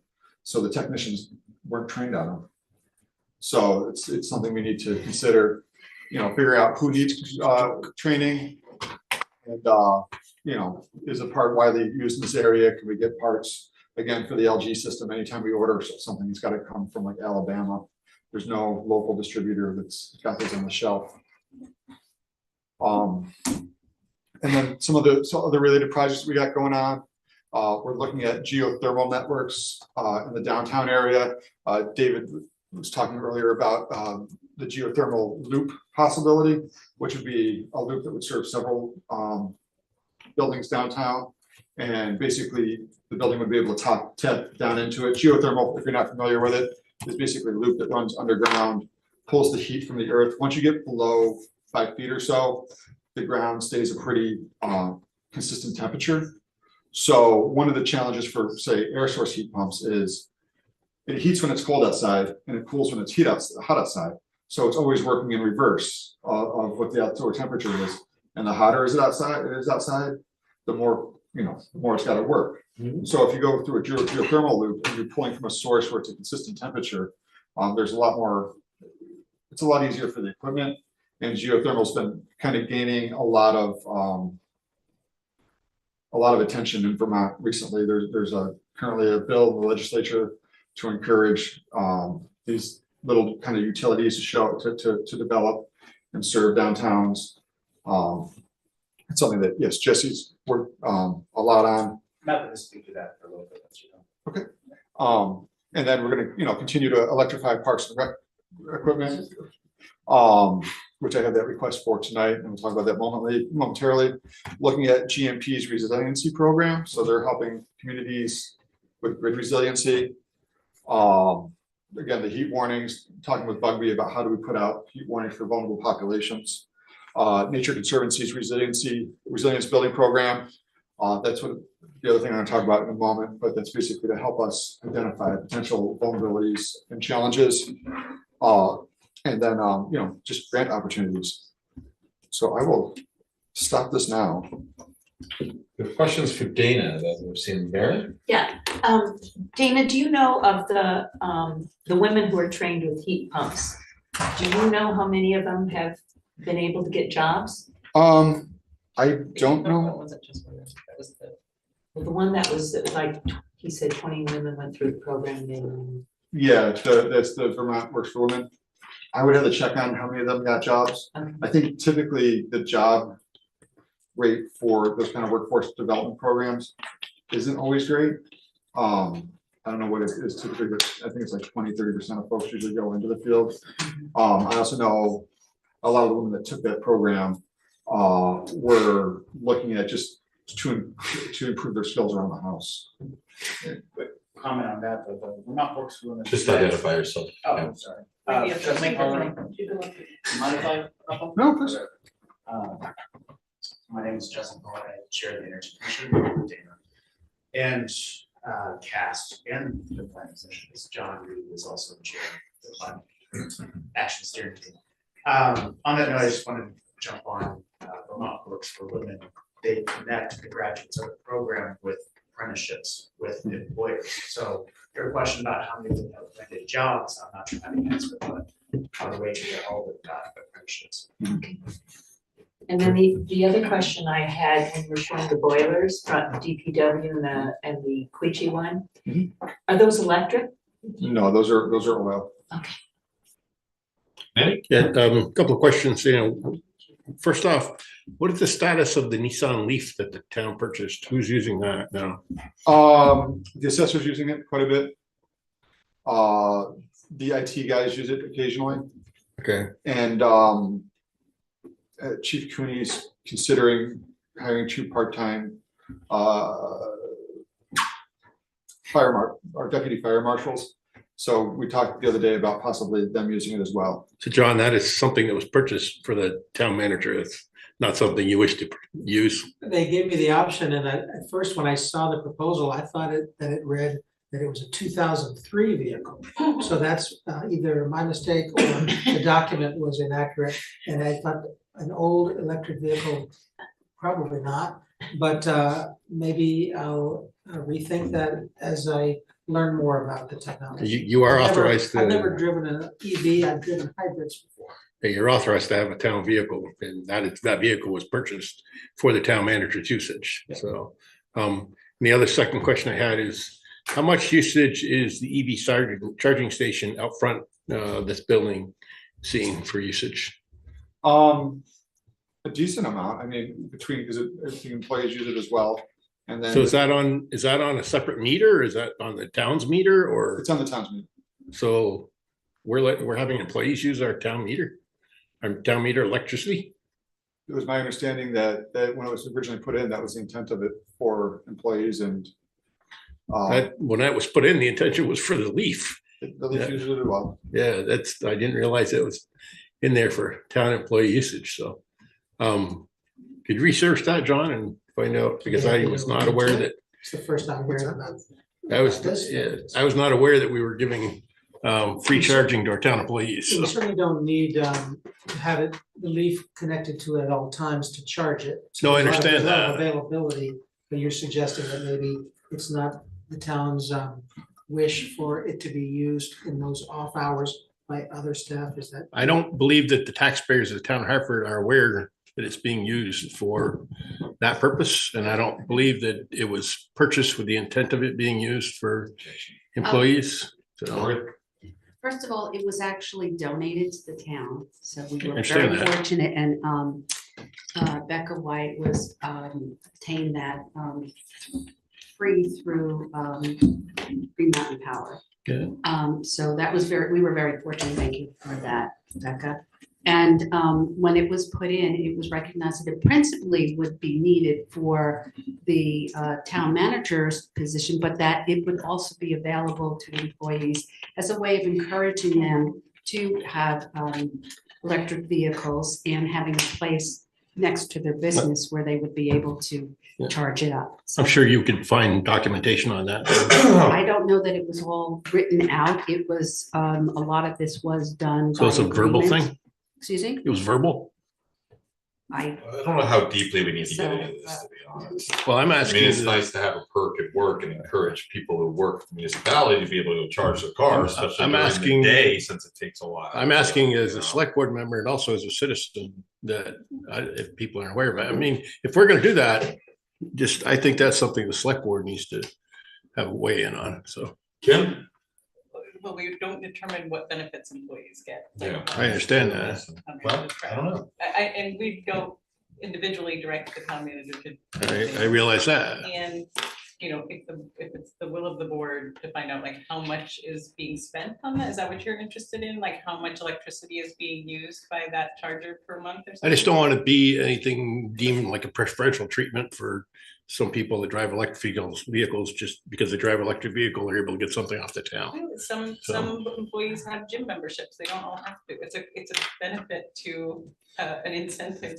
Anyway, I'm fully in support of it. And I think in the manifest, you can probably find out how much is being spent on that. Right. I mean, this whole thing, Lanny, if you understand what Kim said, which is that it's not our role to determine salaries and benefits, and it's not our role to intervene here.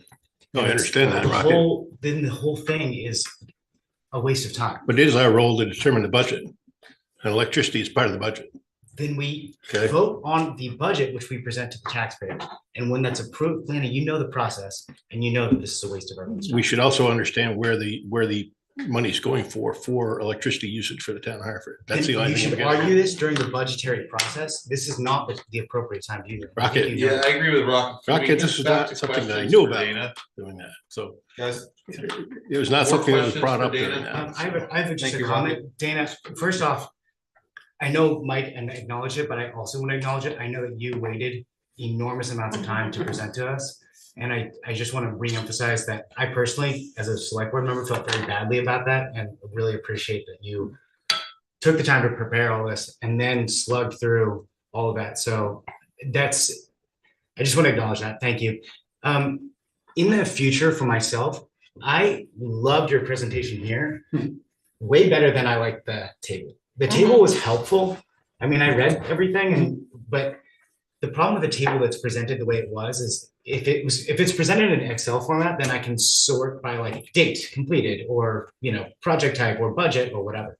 When it's fixed in the PDF, it actually was very difficult for me to sift through all the different things. Now, you're restricted obviously by what is getting handed to us, but in the future for myself and probably I imagine for the public as well, having your presentation in our packet would be awesome because I thought there was a lot of similar information.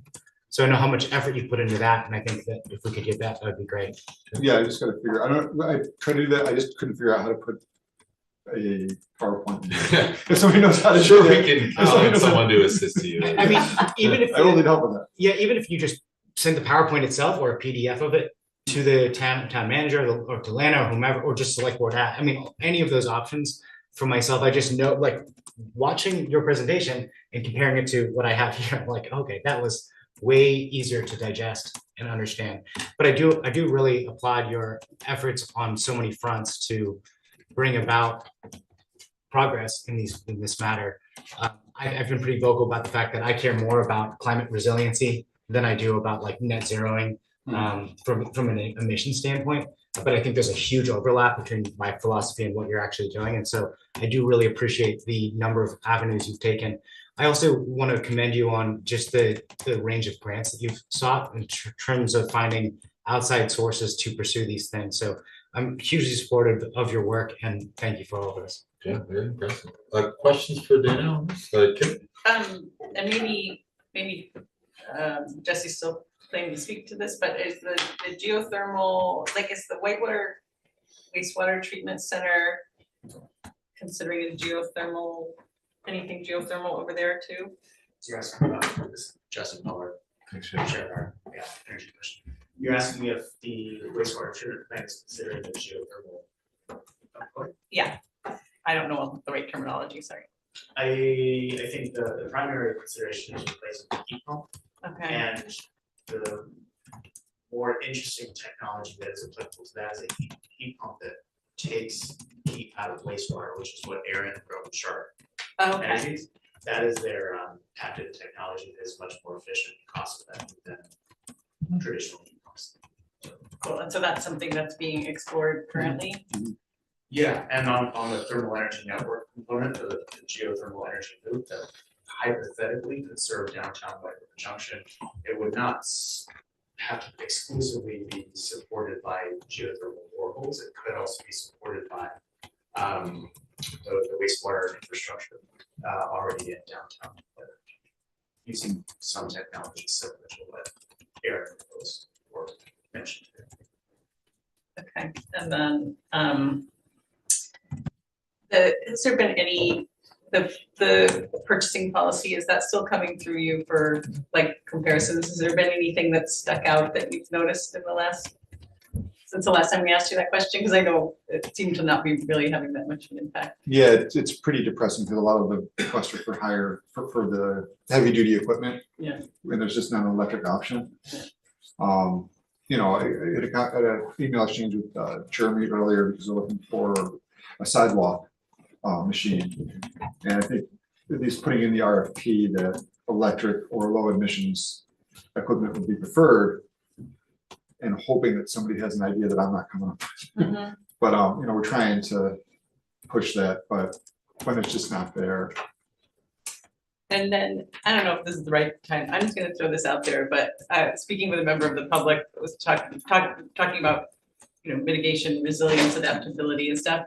And they were talking about dredging the river, like going to the Ottaquiche River and actually like scooping out sections. Like apparently this is something that I think was done decades ago. So basically, in a way to like make the rivers more voluminous, like actually taking dirt out of the bottom of the river. So I think it's something that's been done. I don't really know anything about it. I'm throwing it out here now in terms of like, could the White River or the Ottaquiche River overflow less if it was deeper in some ways? I did hear somebody one time talk about how part of the issue in Vermont is that there was so much logging that caused erosion in the soils to go into the rivers. Yeah. So now they're higher than they were. Yeah.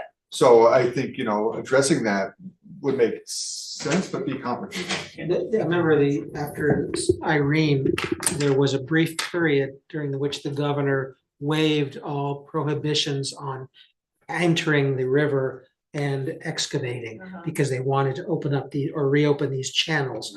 But then immediately the folks on the environmental side of things said, wait a second, we've gone roughshod into these rivers and we've abused them in this short window, and we won't let that happen again, because I think they like the rivers to do what they're gonna do. Right.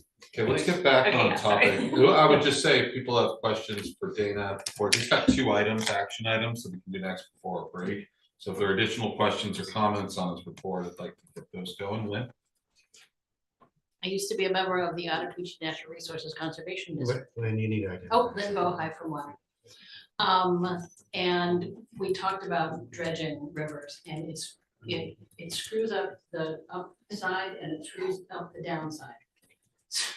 And it makes the rivers act not how they want to. I knew it was a wild shot, but I'll give it a try. Ready to move on? Yeah, if you have more questions for Dana, just bring it up, but then we do have 2 action items before a break from Dana. I'd like to get to those. We've made good time tonight. It would be nice if we, for once, got through this efficiently. Is it public comment or? If someone has a comment from the public. I please just do. wanted to add a little bit of Sure. comment in this presentation. Yeah, so I think there's a question of are we making progress in the climate action plan? I would emphasize yes. And also the ballot speech one, take 3. Ballot measure that passed in 2021 requiring municipal operations to I believe be carbon neutral. And so that would also include transit.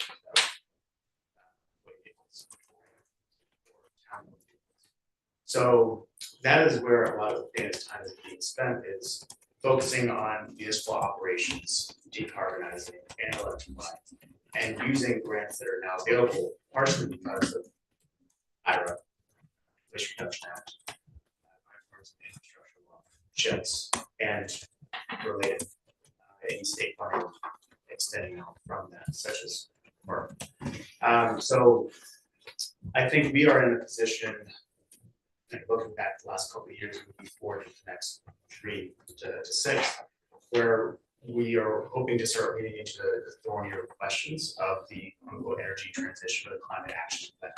Oftentimes when we're talking about solar permitting here, we start talking about who is getting the recs. And it's almost like a red herring, because the implication of the question is that Hartford should be getting renewable energy credits. But what is the basis for why we don't want them? Legally, are we required to? What is the significance of them as it relates to our climate action plan? Those are pretty thorny questions that we would like to start getting into and tackling, just as we would like to start tackling the winter peak, right? How are we, in a cost-effective and clean way, going to keep our buildings, not just the municipal buildings, but also the entire community, 5, 10, 20, 30 years from now? And that is the big reason why the Energy Commission and Dana, we're exploring this geothermal concept with regional NGOs, attorneys, specialists like Aaron Miller, who just joined the call, who are working across northern climates and communities to decarbonize these heating sectors. And that takes a lot of creativity and nuance, and it's beyond just the function of municipal operations. And it's a place where I would like to see more energy focus in 2024. So I think you'll be hearing a lot more about geothermal and thermal energy networks and heat pumps and waste heat extraction over the next couple of years, just as you'll let me hear about renewable energy. Thank you. Hi, Brandon Smith, White River Junction. I just want to say thanks so much to Dana for your work with all of this. I work for a company that builds houses, and part of the company also does weatherization projects like the ones you're talking about, adding insulation and air sealing at places like the Mugby Center. You know, when our company talks to clients in our weatherization program, we help them determine roughly what the return on investment timeline is for them. And, you know, if there's something that's 30 or 40 years out, we say, you know, we're not really going to recommend this to you. But things like weatherization, like air sealing in particular, the return on investment can be very quick. And so I just wanted to say that, like, anyone who feels a little bit checked out in all this environment talk, you know, saving energy, in my perspective, it's really one of the more conservative things you can do, like the old definition of conservative, spend a little now so that you can save a lot later. You know, I too am rated as a HERS energy rater, went through the Building Performance Institute to be an energy auditor, just like yourself. So I was wondering if, I guess my final question is whether there's any way that someone could volunteer to help with some of that adding of insulation and doing some of that air sealing. Sure, yeah. That's touch base. I give you my card and we'll touch base. But yeah, we're always looking for volunteers and folks to help out with stuff. Cool, thanks very much. Thank you. Thank you. Yep, gonna hand out Zoom. Okay, Heidi, go ahead. Heidi Duto. Good evening, Heidi Duto, White River Junction. I have a quick question to follow up with that was from quite a while ago. When Paula and Gail were running the town, we had issues up at the park and ride in Wilder. And Gail was reaching out to Dana to look for some grants for some solar lighting. Okay. I was curious if anything has ever become of that. There was a there's a solar lighting is what was put into the advanced transit bus shelter. So there is solar lighting on there. Somebody needs to be in the shelter for it to turn on. So if you drive by and it's not on, it's because nobody's in there. It's a motion sensor. And then we had looked at doing the street lighting, and there is a grant that comes out in the fall. The schedule got really wonky this year because of the floods, and I actually missed the grant opportunity because they pushed it back a month, and then I didn't get the announcement that it was coming out. But there is funding for that. We would need to, you know, this needs to be an actual conversation, Heidi, that we need to have with, you know, is this something we need to want to move forward with, because we need to do an illumination study. We need to do an RFP to get a contractor in there to assess costs and things of that nature. And we never had that. I never had that conversation with you guys as a board. So I was a little murky to me on, you know, is this something you want me to move forward with? Because we can do it. But also, like, you know, do we want to look at, you know, what's the data on the activities there? You know, I don't know how many calls go out there. I don't know. You know, this is up for you all to decide if this is, you know, if you want to put town resources towards this, and let me know. I mean, I think we decided that at one point when we were considering additional measures or even temporarily shutting down the park and ride, and we decided against it. I mean, this isn't like solar panels being used for this is like putting a solar lighting to light. This is like lighting up the park and ride at night, right? Isn't that kind of the idea? And I think we decided that we weren't gonna take any action on that, when it came up, whenever it was, like 6 months ago, a year ago. May I speak? Yeah, go ahead, Addie. I think that, so I actually even suggested utilizing ARPA funds, but obviously all of our ARPA funds are utilized and designated for usage. So now we have no ARPA funds. I will even propose for this to be on the November ballot if that's what we need, but I really think that we should be looking for a grant. We should be setting money aside any which way we can. I think this will benefit not only the residents that live in that area. I think this will be a benefit to our police department in their needs or not needs to go there. This is something that really needs to be looked into.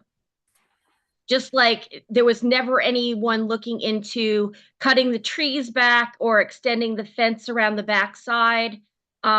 These are all things that could easily be done, but never were looked into. And if you actually are looking at this, this is a town-owned property. But if you look at park and rides, most of the parking rides have lighting. This is one of the few that does not. So it's not only one that doesn't, it's actually a safety issue. And if we're going to talking about are the complaints that have been brought up. No, but if you're, we've had meetings. I was still talking. An environmental climate action discussion. I know, but this is Dana's. Excuse me, I was still talking. Okay, well, please finish up, Patty. You don't have an unlimited amount of time. I always get interrupted when I'm still talking, and I find that very rude. He'd ask you to stay on subject. This is about Dana's report. This isn't about the park and ride necessarily. But so if you keep it relevant, please. But Dana was here tonight, and this needs to be addressed because Dana needs to be there. Because if Dana doesn't know this, he just said he's not there. He doesn't know what's going on. And you're missing the point, Mike. I'm not trying to be rude, but you're cutting me off constantly. Heidi, may I say something, Mr. Chairman? Please, Rocket. Heidi, I hear your concern about this, and I know that this is something you've been passionate about and remain passionate about. I think Mike's point is that if we were going to address the park and ride, we need to do that through the select board and likely with town manager's input, public safety's input. And I know we've had that conversation in the past. And if that's something you remain passionate about, it's something we should have in the future. But given that Dana doesn't know about it, and it would have to be, he would be acting really at the behest of the town manager. It's a conversation, it's a bigger conversation for another point. So it's not to interrupt you or to dismiss your concern, but it's just to say that it's not really the scope of what we're talking about here because it's not specifically relevant to Dana's work now. Thank you, Rocket.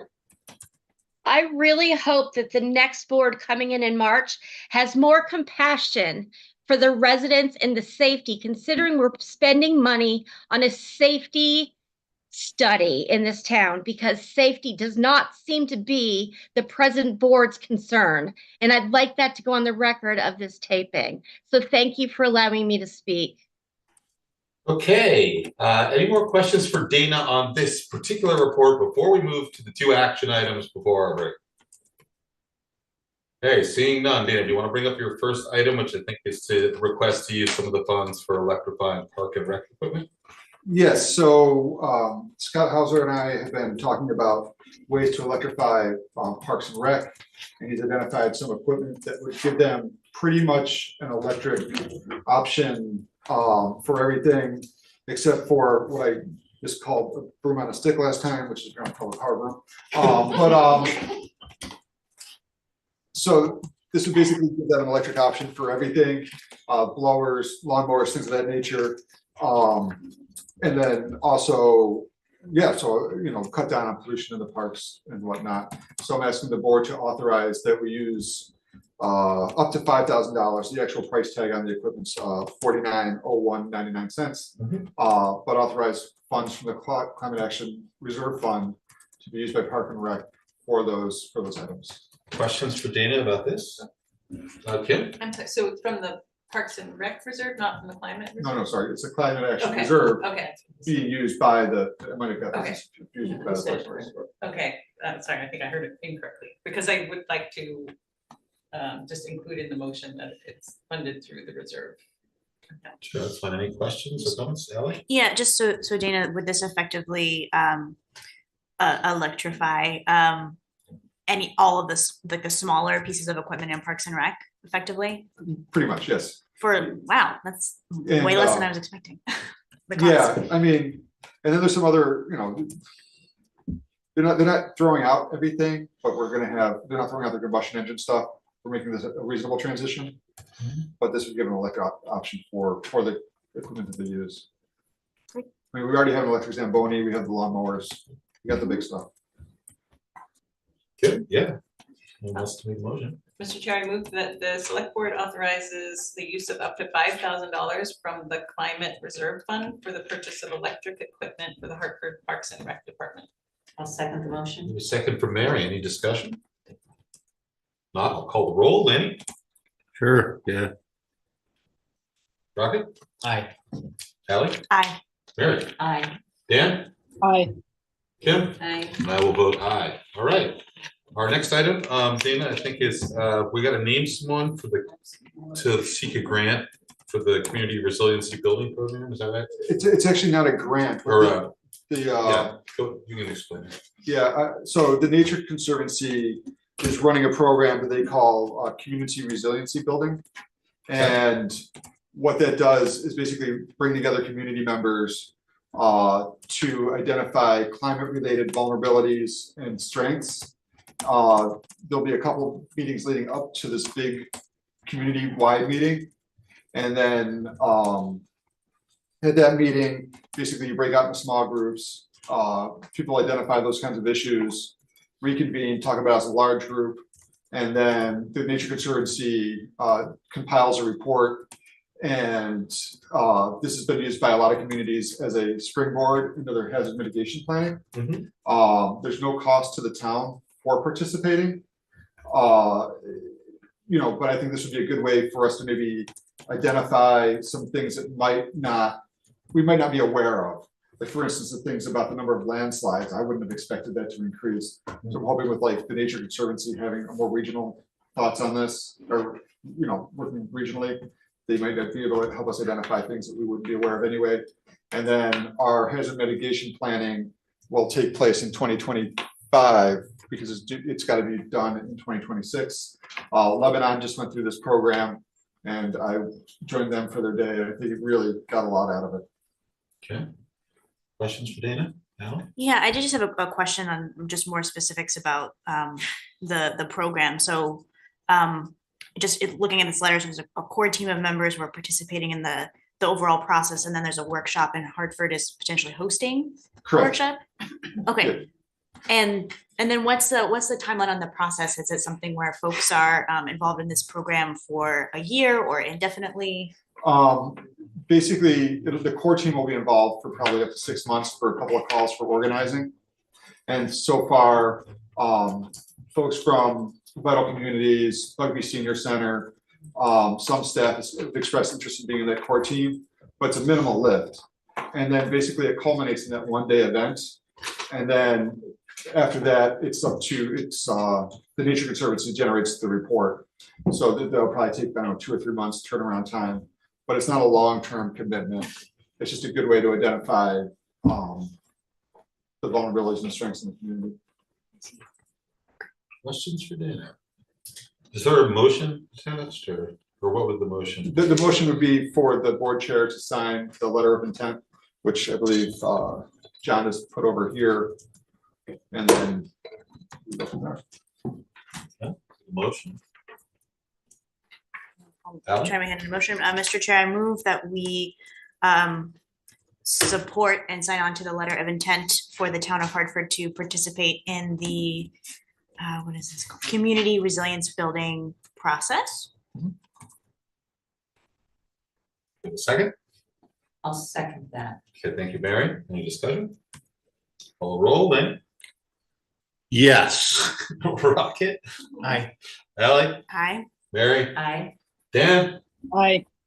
Kim, Aye. I will vote aye. All right, great. Let's take our 5-ish minute break and come back, and we've got just a few items to go through.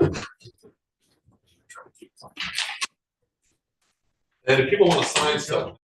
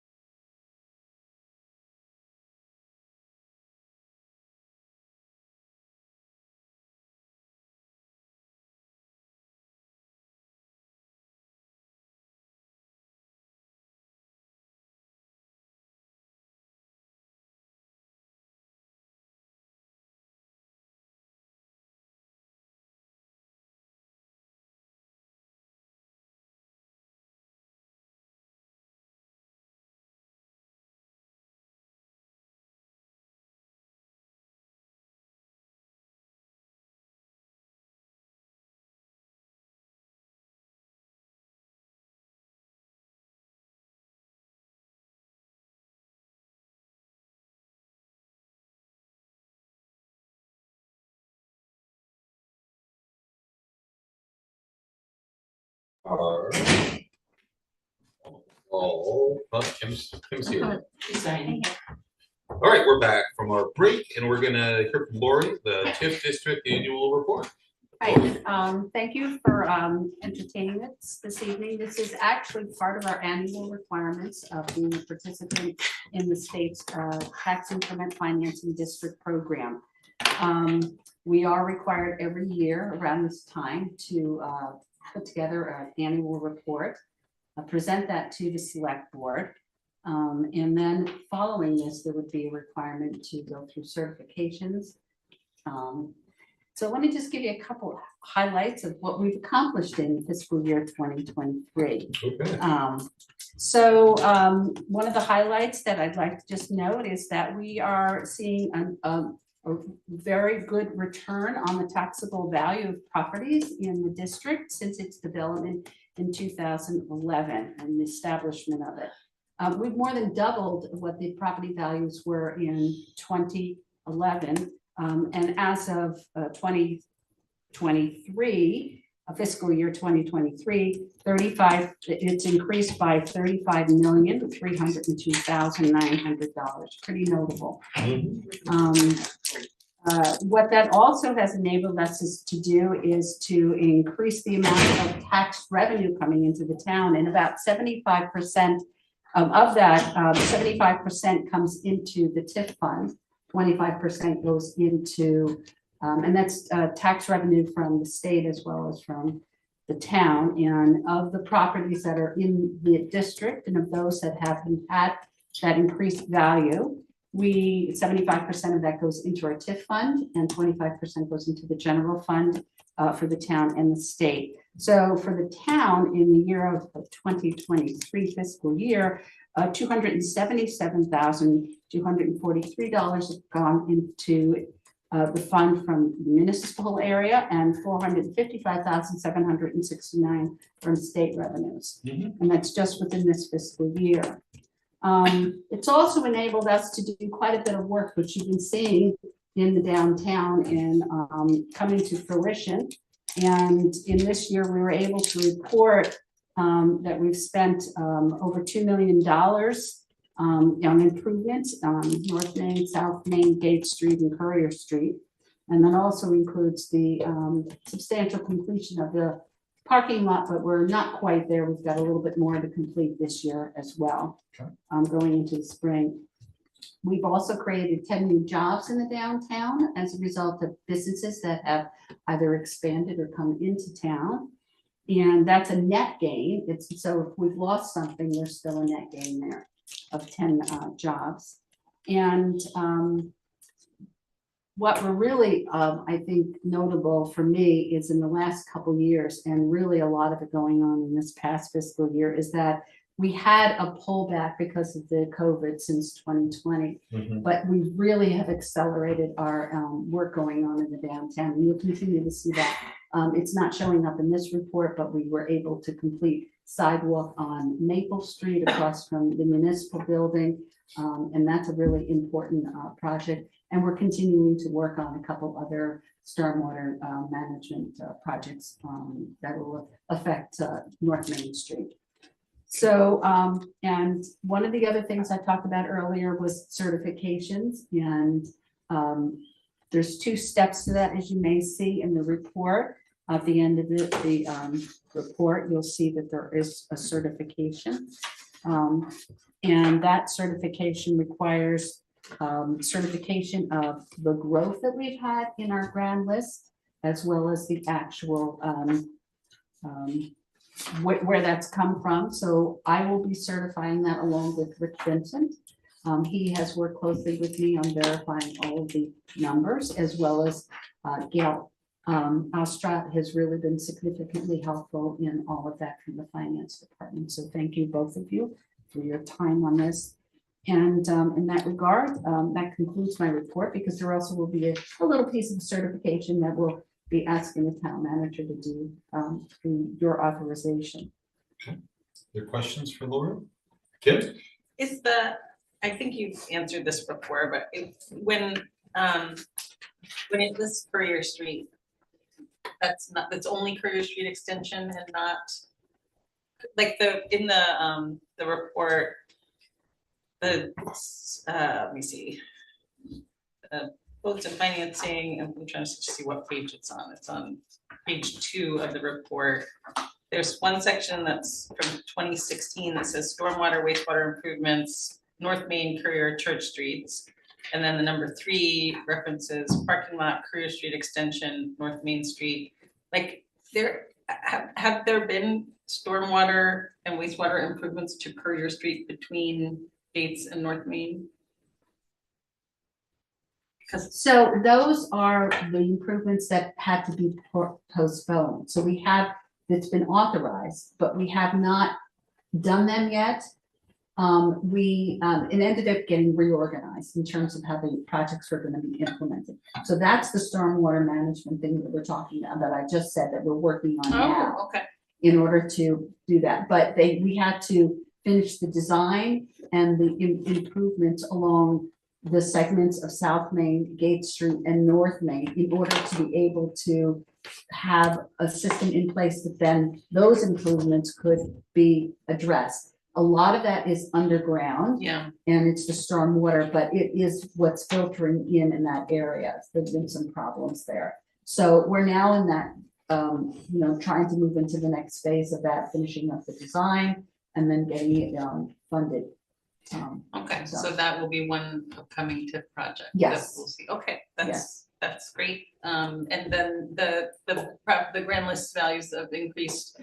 Do you anticipate, like, once there's the revaluation for the town, that will be even more significant? It could be, where I go with the values that are based on the grand list that was filed for grand list 22, which is what is used for the fiscal year 23. Yeah. So it may be 2 cycles before you see that, because everything I'm doing now will be based on the grand list 23 and everything we're seeing now. So it will be your grand list 24, 25 is where you may start to see some of those. And how long we're eligible to maintain these TIF funds until what year? Let's see, we are extended out to 26 for incurring our first debt. Yeah. And we are extended out to 36 for collecting increment. Amazing, thank you. Questions coming up? All right. Just on the note of the grand list valuation of 22, you said, is this assessed separate by the state then instead of at the local level? Where is it? It's all done at the local level, but everything feeds into the state. Right. So I guess I'm just a little confused, if you could help me understand, because I thought that the entire town was last assessed in 2017.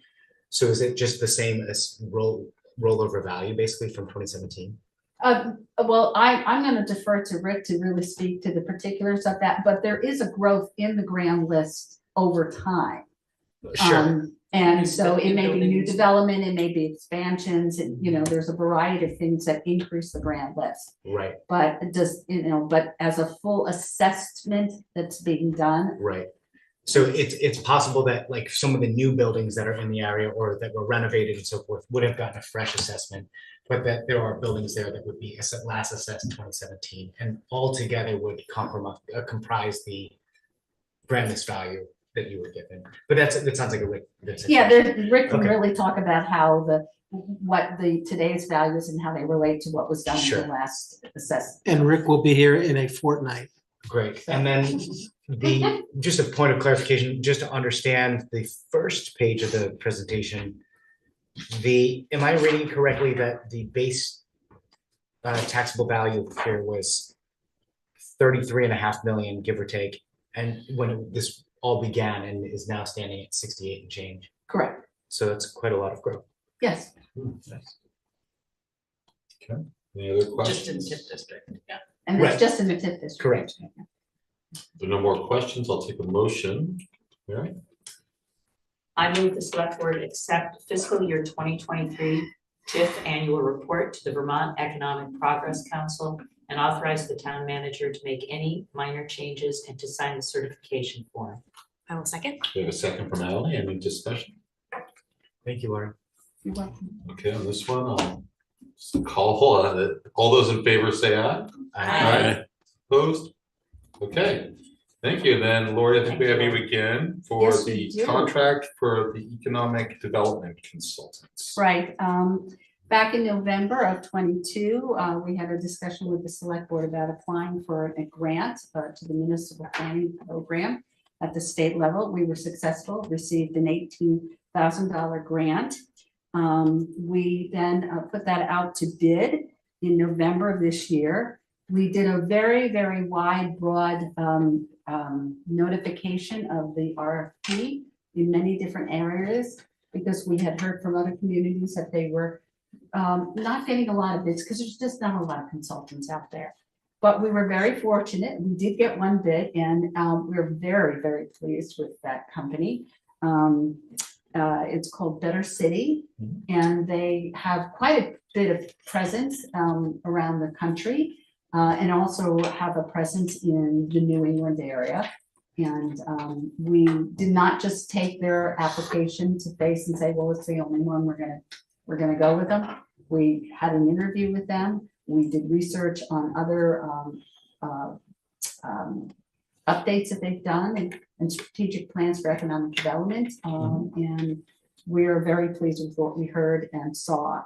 So on that basis, and there's more detail in the report that I gave you, we are going to be recommending going forward with them. The funding for this comes from the grant, which is $18,000, and the remaining funds are from funds that were already encumbered for this purpose. Questions for Lori on this, Ken, or the planning, and then Ken? How was the process of the town plan when it was updated in 2002? How was that conducted? Well, it's a long time since we've done it, and that becomes part of the basis of what we look at. I know it's been a long time, but what was the process for it being completed in 2002? We had an economic development specialist work with us at that time as well. There were focus groups. There were a number of community meetings, dialogue with the select board, a variety of different ways. So at what point will you bring that back into the town plan for this next iteration? Well, it all depends on what, there's data collection that we're going to be doing. There's reviewing what the current status is in what's happening in Hartford, what's happening in Vermont, what's happening in, economic development trends. All of that's going to be evaluated. We'll certainly take what's in there, look at what's been accomplished, what more we need to be doing, what's still relevant today. And then we'll be having, quite a bit of extensive community participation. We'll be doing focus groups. We're going to be looking at how do we reach out to members of our community that just don't come to the typical meetings. We want to hear from them too. And then bringing that all together in terms of community discussions, and then having discussions with the select board and so forth, kind of. So the same process that was done last time is going to be repeated, and the same questions will be asked, or will it be different forms? I'm just trying to compare. We're working with the different companies, so their approach is different. I think really their thing is, let's understand the conditions that exist today and where we want to go, and then, some of it is data collection, but some of it is really digging into what do people want to see? What's the future? What's changed in the last 15 years that we need to be attentive to? In order to understand progress, you have to have a baseline though. And that's why it'd be nice if we could have that data that was collected the first time around and compare it to what we're getting from this report. A lot so of that we that is can actually see in the existing town plan. Yeah, that would be, when this is all said and done, it'd be worthwhile to compare the two data points to see the improvement. Sure. Okay. Any chance that you can share the proposal? It would just be, I'd like to see what. Oh, sure, we can do that. So if Yeah. you wouldn't mind sending that to the board, that would be really interesting. Questions for Lori or a motion? Ellen? Mr. Chair, I move that we award the bid to Better City in the amount of $30,000 to update the economic development chapter of the town plan and authorize the town manager to execute a contract and other actions necessary to complete the project. I'll second the motion. Second, Mary, any discussion?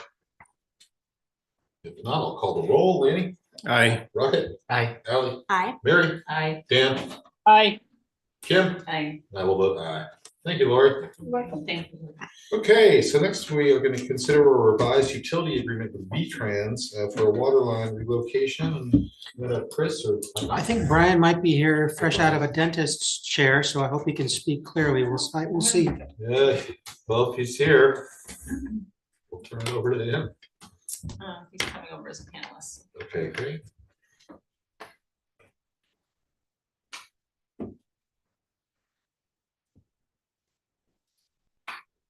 Good evening. Good evening. Hi, Brian. Yeah, I lost a tooth over the weekend, and it's amazing technology. They were able to build me a new tooth and put it in this afternoon, but it is still a little tender and sore.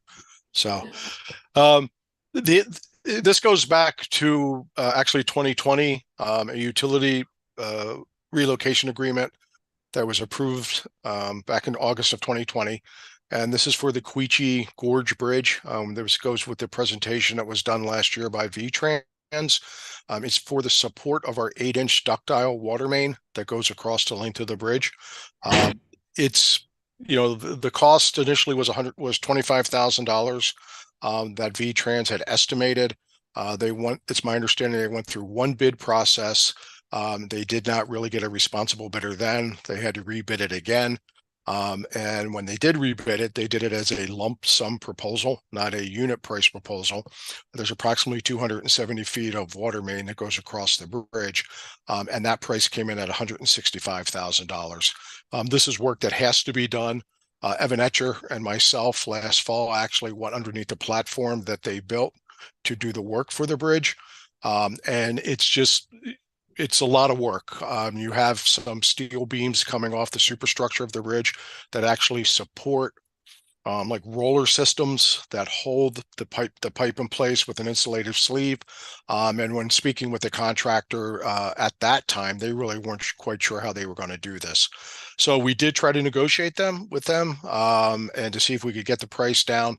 But in all honesty, they said they probably underbid what it's going to cost them to do this. So what you have in front of you is a history that Chris put together of where we're at. But it's my recommendation. It has to be done. It's going to be done one way or the other, that we just move forward with it and authorize the $165,000 revision to this agreement. And as I understand it, it's to be paid over 3 years. That is correct. The work will be done in 2020, starting in 2025, the summer of 2025. And then after that, in my conversations with VTrans, we will have 3 years to pay it off. So we're looking at approximately $55,000 a year to pay this off. Questions for Brian? Kim and then Lanny?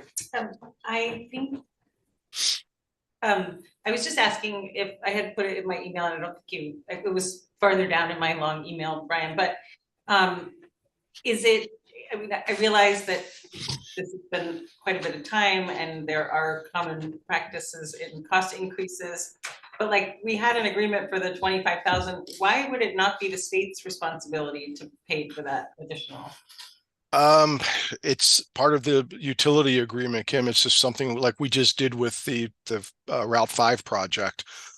Remember, they came in and they gave us an estimated cost of what it would be to relocate, to redo the manholes and whatnot. And when they actually go out to get the pricing, it's just the understanding that that's just a placeholder, that dollar amount. That $25,000 was just a best guess estimate placeholder that VTrans had at that time. Okay. Thank you. Lanny? Yeah, Brian, maybe a John question, or maybe more like in line with a finance administrator question, but this is an enterprise fund this is coming out of. And do we have any idea of what the impact will be to the users from this being funded from the enterprise fund in terms of increase in their rates for their water? Well, no, it's being used, or reserves. So right. That's what the question is, whether it's going to come out of reserves or whether it says with anticipated from this or reserves. So if it comes out of the enterprise fund, it has to be paid for by users' fees. So what is the impact on user fees going to be? Lanny, at this time, I I think it'll be minimal. I don't think it'll be a lot. We're going to be looking at a water and sewer rate study in this upcoming year. If I remember correctly, I want to say we have a few $100,000 in this reserve. So I really don't anticipate that it's going to have a very direct impact on user fees. But it will have some impact. Well, we'll minimize it, Lanny. I don't think it's going to be a lot. We'll minimize it to the best of our ability. If we have to use reserves, which are what they're there for, we will. But my goal is to really take a look at all of our water and sewer fees and try to bring them in line in the next year. Okay. Brian, maybe you answered this in your answer to Kim and I wasn't listening. The fee going up 25 to what it is now, can we lock in at this price? Because to me, it seems like it feels a little bit like the town is held hostage by this, right? Yeah, it's statutorily obligated. Well, the contract between VTrans and a contractor, it's a lump sum of $165,000. If something was to happen that was to increase that price, we would have to then get back. No, VTrans would have to approach us at that time. But right now it's a lump sum. It's not a unit based. So I don't know why VTrans bid it that way, but they did. So right now it's stuck at $165,000. Well, probably because it's not their money, right? It's easy for them. I mean, it's when you bid things lump sum, that's usually the contractor's methods and means to get it done for that dollar amount. But I guess my question is, what are we doing besides rubber stamping this? Because we are obligated by state statute, right, to pay for this regardless. Is that correct? Correct. It's a part of the agreement. This is how VTrans has these programs set up. It looks like it's federal funding coming down. So this is just our cost share for the utility relocation. So, And there's really no option but to have the water main attached to this bridge. correct. If we don't pay for it, if we don't vote yes for it, we don't get water across it, and we don't get. Well, we have to figure out our own way to do it, and that's we've like you said, Evan and I walked. We were underneath the bridge, and we looked at it, and we would have to engineer this, work with VTrans engineers. It would probably cost us more money to do it ourselves than it is for this $165,000 between engineering and getting a contractor to work alongside VTrans contractor. Okay. I'll take a motion. Mary? I move that the select board authorize the town manager to execute the agreement number UT0238. Second. I'll second. Second from Natalie. Any discussion? All those in favor say aye. Aye. Aye. Opposed? Okay, Thank you. great. Yeah, thanks, Brian. Our next is appoint authorized town rep for wastewater loans and grants. I didn't see that necessarily in the package. Yes, I tried to send a replacement for that item, which you got in your packet was basically another version of this same utility relocation agreement. So that's our mistake. We sent earlier today, the replacement, which is basically 2 or 3 pages of emails.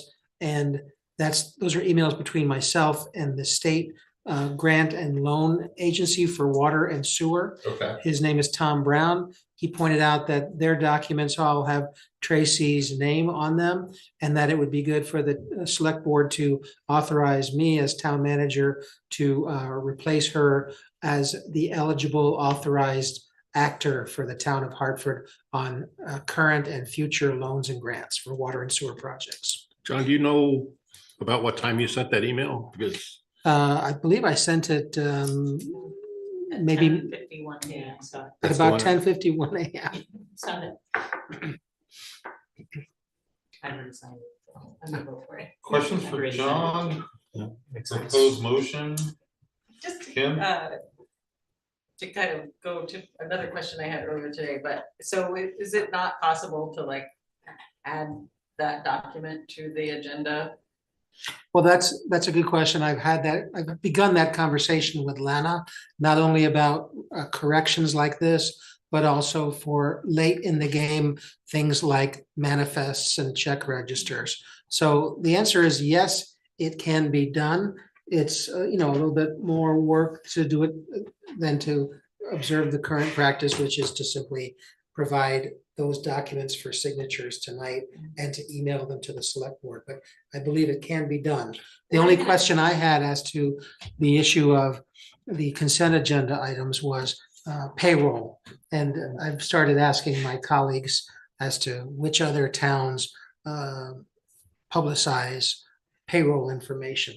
Yes, you can argue that it's a public record to learn what people are earning, but it's one thing to make it available upon request. It's another to kind of publicize it more actively, and that might make some employees uncomfortable. So. Just anecdotally, my first year on the board, I was mortified and I came in and told then town manager, Leo Fuller, that I put my recycling out and the paper, the manifest flew down the sidewalk and I was like, there's everyone's salaries on there. And he said, well, it's public information. It's true, it's true. I don't know if that. No, it's the tension between what is legal in terms of accepting a request for that information, but hiring a pilot to write it across the sky. Or somewhere in between. Or somewhere in between, Yeah. yes. Perhaps you don't remember the days when we used to publish that information in the town report. Well, I mean. That's it a is to gross some extent. number. The things you see every 2 weeks Right. have information that some people could piece together as to what deductions are happening, and that's maybe more sensitive. So I have no problem with this, and I have no problem with this being added to the agenda at the last. And this is more for the board. I think going forward, we have to be very mindful, especially when it comes to things that are expenditures, of not adding expenditure items into our agenda at the last minute without them being publicized. That's just, again, this is not a big issue for this item, but anything for expenditures, we really should not be adding to the agenda at the last minute. Let's do that. Okay, thank you, Lanny. So this is just a motion essentially? It's a motion to authorize that I can submit a form that you've signed telling the state water and sewer loan authority that I am now the town manager and can act for the town. So moved. Bingo. So moved. I'll second. Second from Kim, We'll draft up that. discussion. Yes. minutes. Okay, all those in favor say aye. Aye. Opposed? All right. We also have the certificate of mileage. Yes, annually, the state wants to know if we've added to our highway mileage, because that might affect the cost sharing that they do in terms of annual support for the town's efforts to maintain these roads. There have been no changes, and therefore we're signing a box that says no changes and submitting it to the state. And so I don't believe that was very controversial. So that's why I asked that it be added to the agenda in case there's questions for Brian about it. So what's the motion, just certifying the certificate of mileage, please? That's correct. Okay, I'll take a motion. Yeah, we don't have it written down, so yes, so moved. We have a second? I'll second the A motion. second from Mary. All right, all those in favor say aye. Aye. Opposed?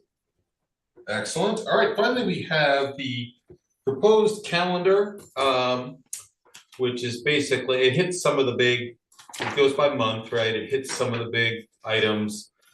Lists when we want to hear some updates from the various committees.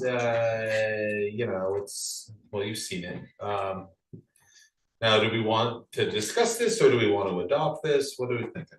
Elaine? And then My concern with this is that we have a new board coming in a little over a month. Or we have at least 2 members that are guaranteed to be replaced. And I would personally like to see it held off until we get those new members in, to get some feedback from them, because we're basically going to be dumping on this onto a new group of people. After If it the could wait. organizational meeting, we have another meeting like 5 days later. or Yeah. something. Yes. So, we could probably. If say this something. could wait, I would prefer to see it wait until we get more buy-in from new board members at that point in time. Kim? I would love if the town manager's amenable, but we just consider this like a draft to ask the town manager to actually Present. just take to this the- as a guideline and develop what you think would be the best cycle. Okay. And then the new board could approve it. Could you send me this form and something I can manipulate? Yes. Yeah.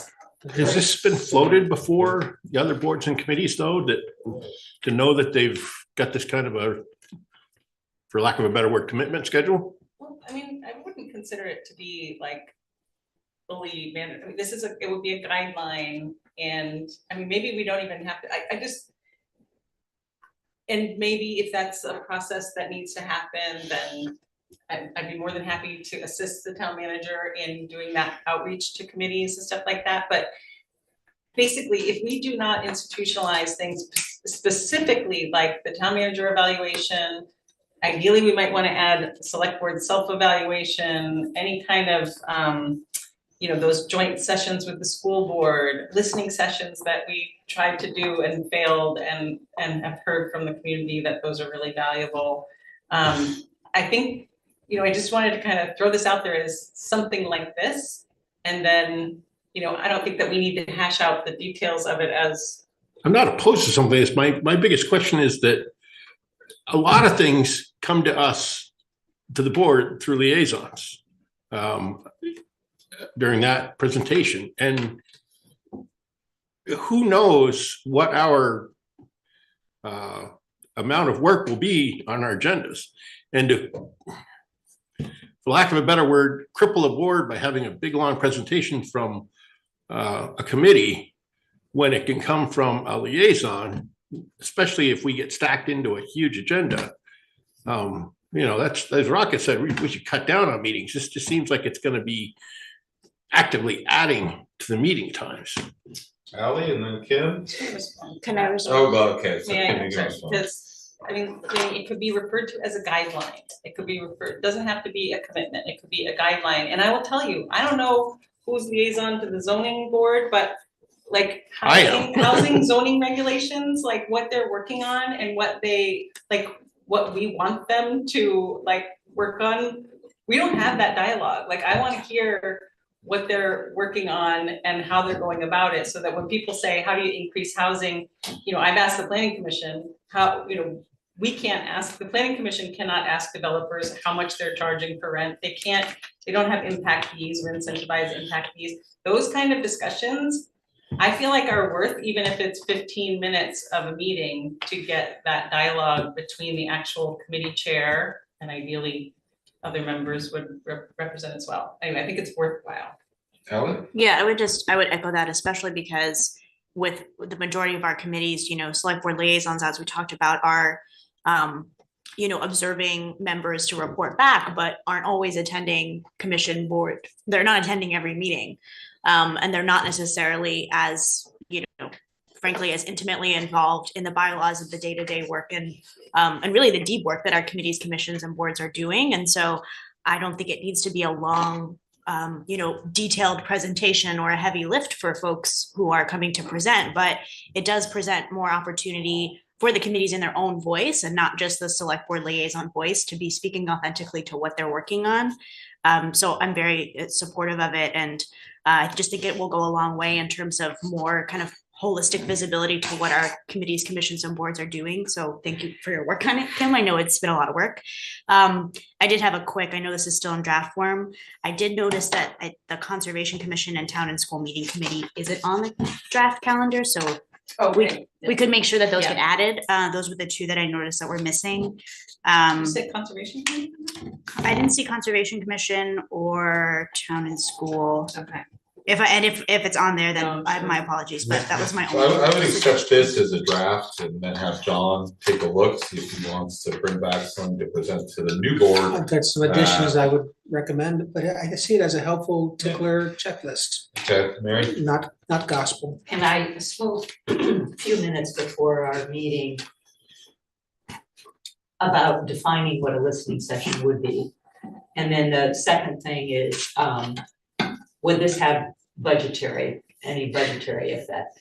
Because we've all, if we're going more meetings, that's gonna. Oh, that's right, I see. That's what I see. that's the only other thing that I brought to mind.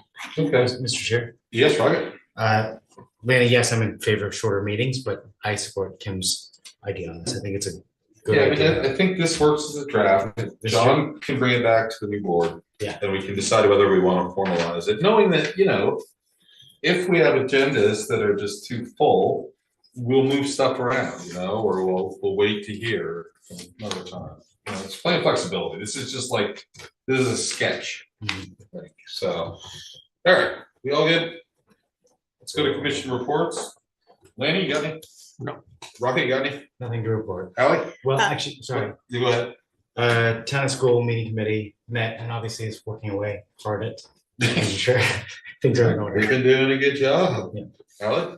Yes, so Hartford Committee on Racial Equity and Inclusion. We're looking forward to having a celebrity visit from John Haverstock tomorrow night's meeting. And then at our last meeting, we had the pleasure of getting to know and have a just great conversation with Julia Lau, who is the Hartford School District Equity Coordinator. Just doing is such a humble person and is really doing impressive work and collective work with principals, teachers, schools in the school district. So she also asked the committee's feedback on different school district initiatives she's working on. She's really excited to be a partner and collaborator. So I would just encourage anyone who's interested in connecting with Julia, just a wonderful person, and we're lucky to have her. And there's one committee vacancy. Resilient Hartford, there are 2 committee vacancies, and also someone spoke to it earlier, but wanted to say a big thank you to Carolyn Hooper, who has been a long time committee member and had to step down. So appreciate her work immensely on that committee. And then there's also one committee vacancy on the Hartford Committee on Housing and Homelessness, and that's me. Mary? Yeah. This report from Hartford Parks and Rec was from January 18th, but we've had a little bit of other things going on, including weather. So still 2 vacancies on Parks and Rec. And even though at the time there was going to be the fishing derby at Dewey Mills Pond, it had to be rescheduled because there was only 3 inches of thickness for and who knows, it's been rescheduled for March 2nd. The Red Zone 5K race will occur this Saturday, February 10th at Dothan Brook School. The ice rink I know it seems like it's a long time ago, but the ice rink over the Christmas holidays set a new record for the number of skaters, perhaps due to the lack of skiing in the area. And I know that I think John presented this before in his reports, and the Zamboni has a new charger that was paid for entirely through the insurance claim. And lastly, a survey is close to completion for public input on determining if there's a desire for a new community center and any input from the public on meeting these needs of the community and its residents. And then last night's Hartford Conservation Commission. Just recently, we had 2 outdoor events that were held. The first being a winter ecology walk led by Ted Levin, author and naturalist, at the Hurricane Forest in January during the last cold snap. 18 adults attended, and Ted said the height of the morning was observing active red crossbills and coyote traps. Last weekend, Sky Claude led a family program at the forest with participants as young as 1-year-old up to a grandmother. Ben Fletcher of the Salamander team assisted. There were about 20 to 30 participants, and Sky hopes to continue this program in a monthly fashion. And coming up on February 29th, we'll see Dana again. The Hartford Environmental Stewardship Mix and Mingle, which would be held at the Bugby Center at 6 o'clock on February 29th. It's a great opportunity for residents and others to see what environmental groups are doing and to ask questions of the participating members. And these are not just from Hartford. You've got the Tree Board, the Salamander Team, Climate Action Steering Team, Garden Club, Upper Valley Land Trust, VINS, VCE, and Conservation Commission among the groups. There may be others. There were 2 others that they were hoping to approach, hadn't heard from. Barry, Dan, any commission reports? Sorry, we heard from Dana about climate stuff. And I'm waiting from the tree board for their update on the latest meeting minute notes. I know they're trying to figure a date for the fall sale for plants. Yep, thank you. Kim? Planning Commission met last night, and they reviewed one preliminary sketch plan from Executive Suite for a proposed 40-unit housing development in the former Brookside Nursing Home location with 40% of the units dedicated to income-sensitive housing. The commission considered 2 applications which are in progress for site development plans for the BlackRock Investments projects off Sykes Avenue, which consist of 1 48 unit income sensitive housing project and one 192 unit market rate housing project.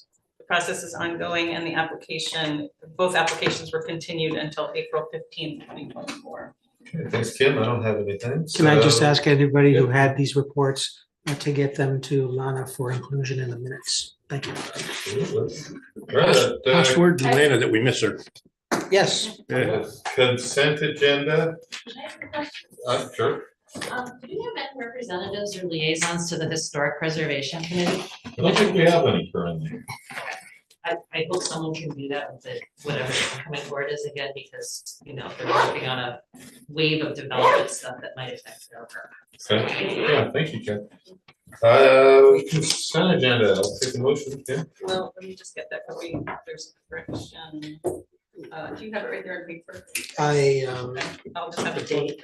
Yeah, the dates. Yeah. Yes, the Gentleman, Brett. payroll date is, the payroll ending date, February 3rd, 2024. Can I just read it from here? Yeah, please.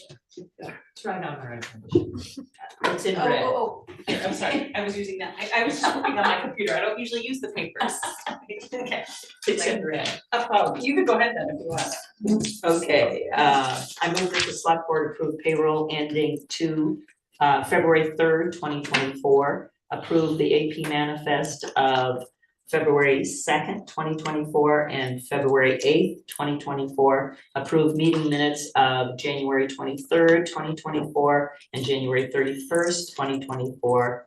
And then we have already approved select board meetings 2/20, 3/7, organizational meeting 3/12 and 3/19. Let's not forget 2/13/24 now. Oh, yes. Oh, okay. And Okay, do we have a second? I'll second.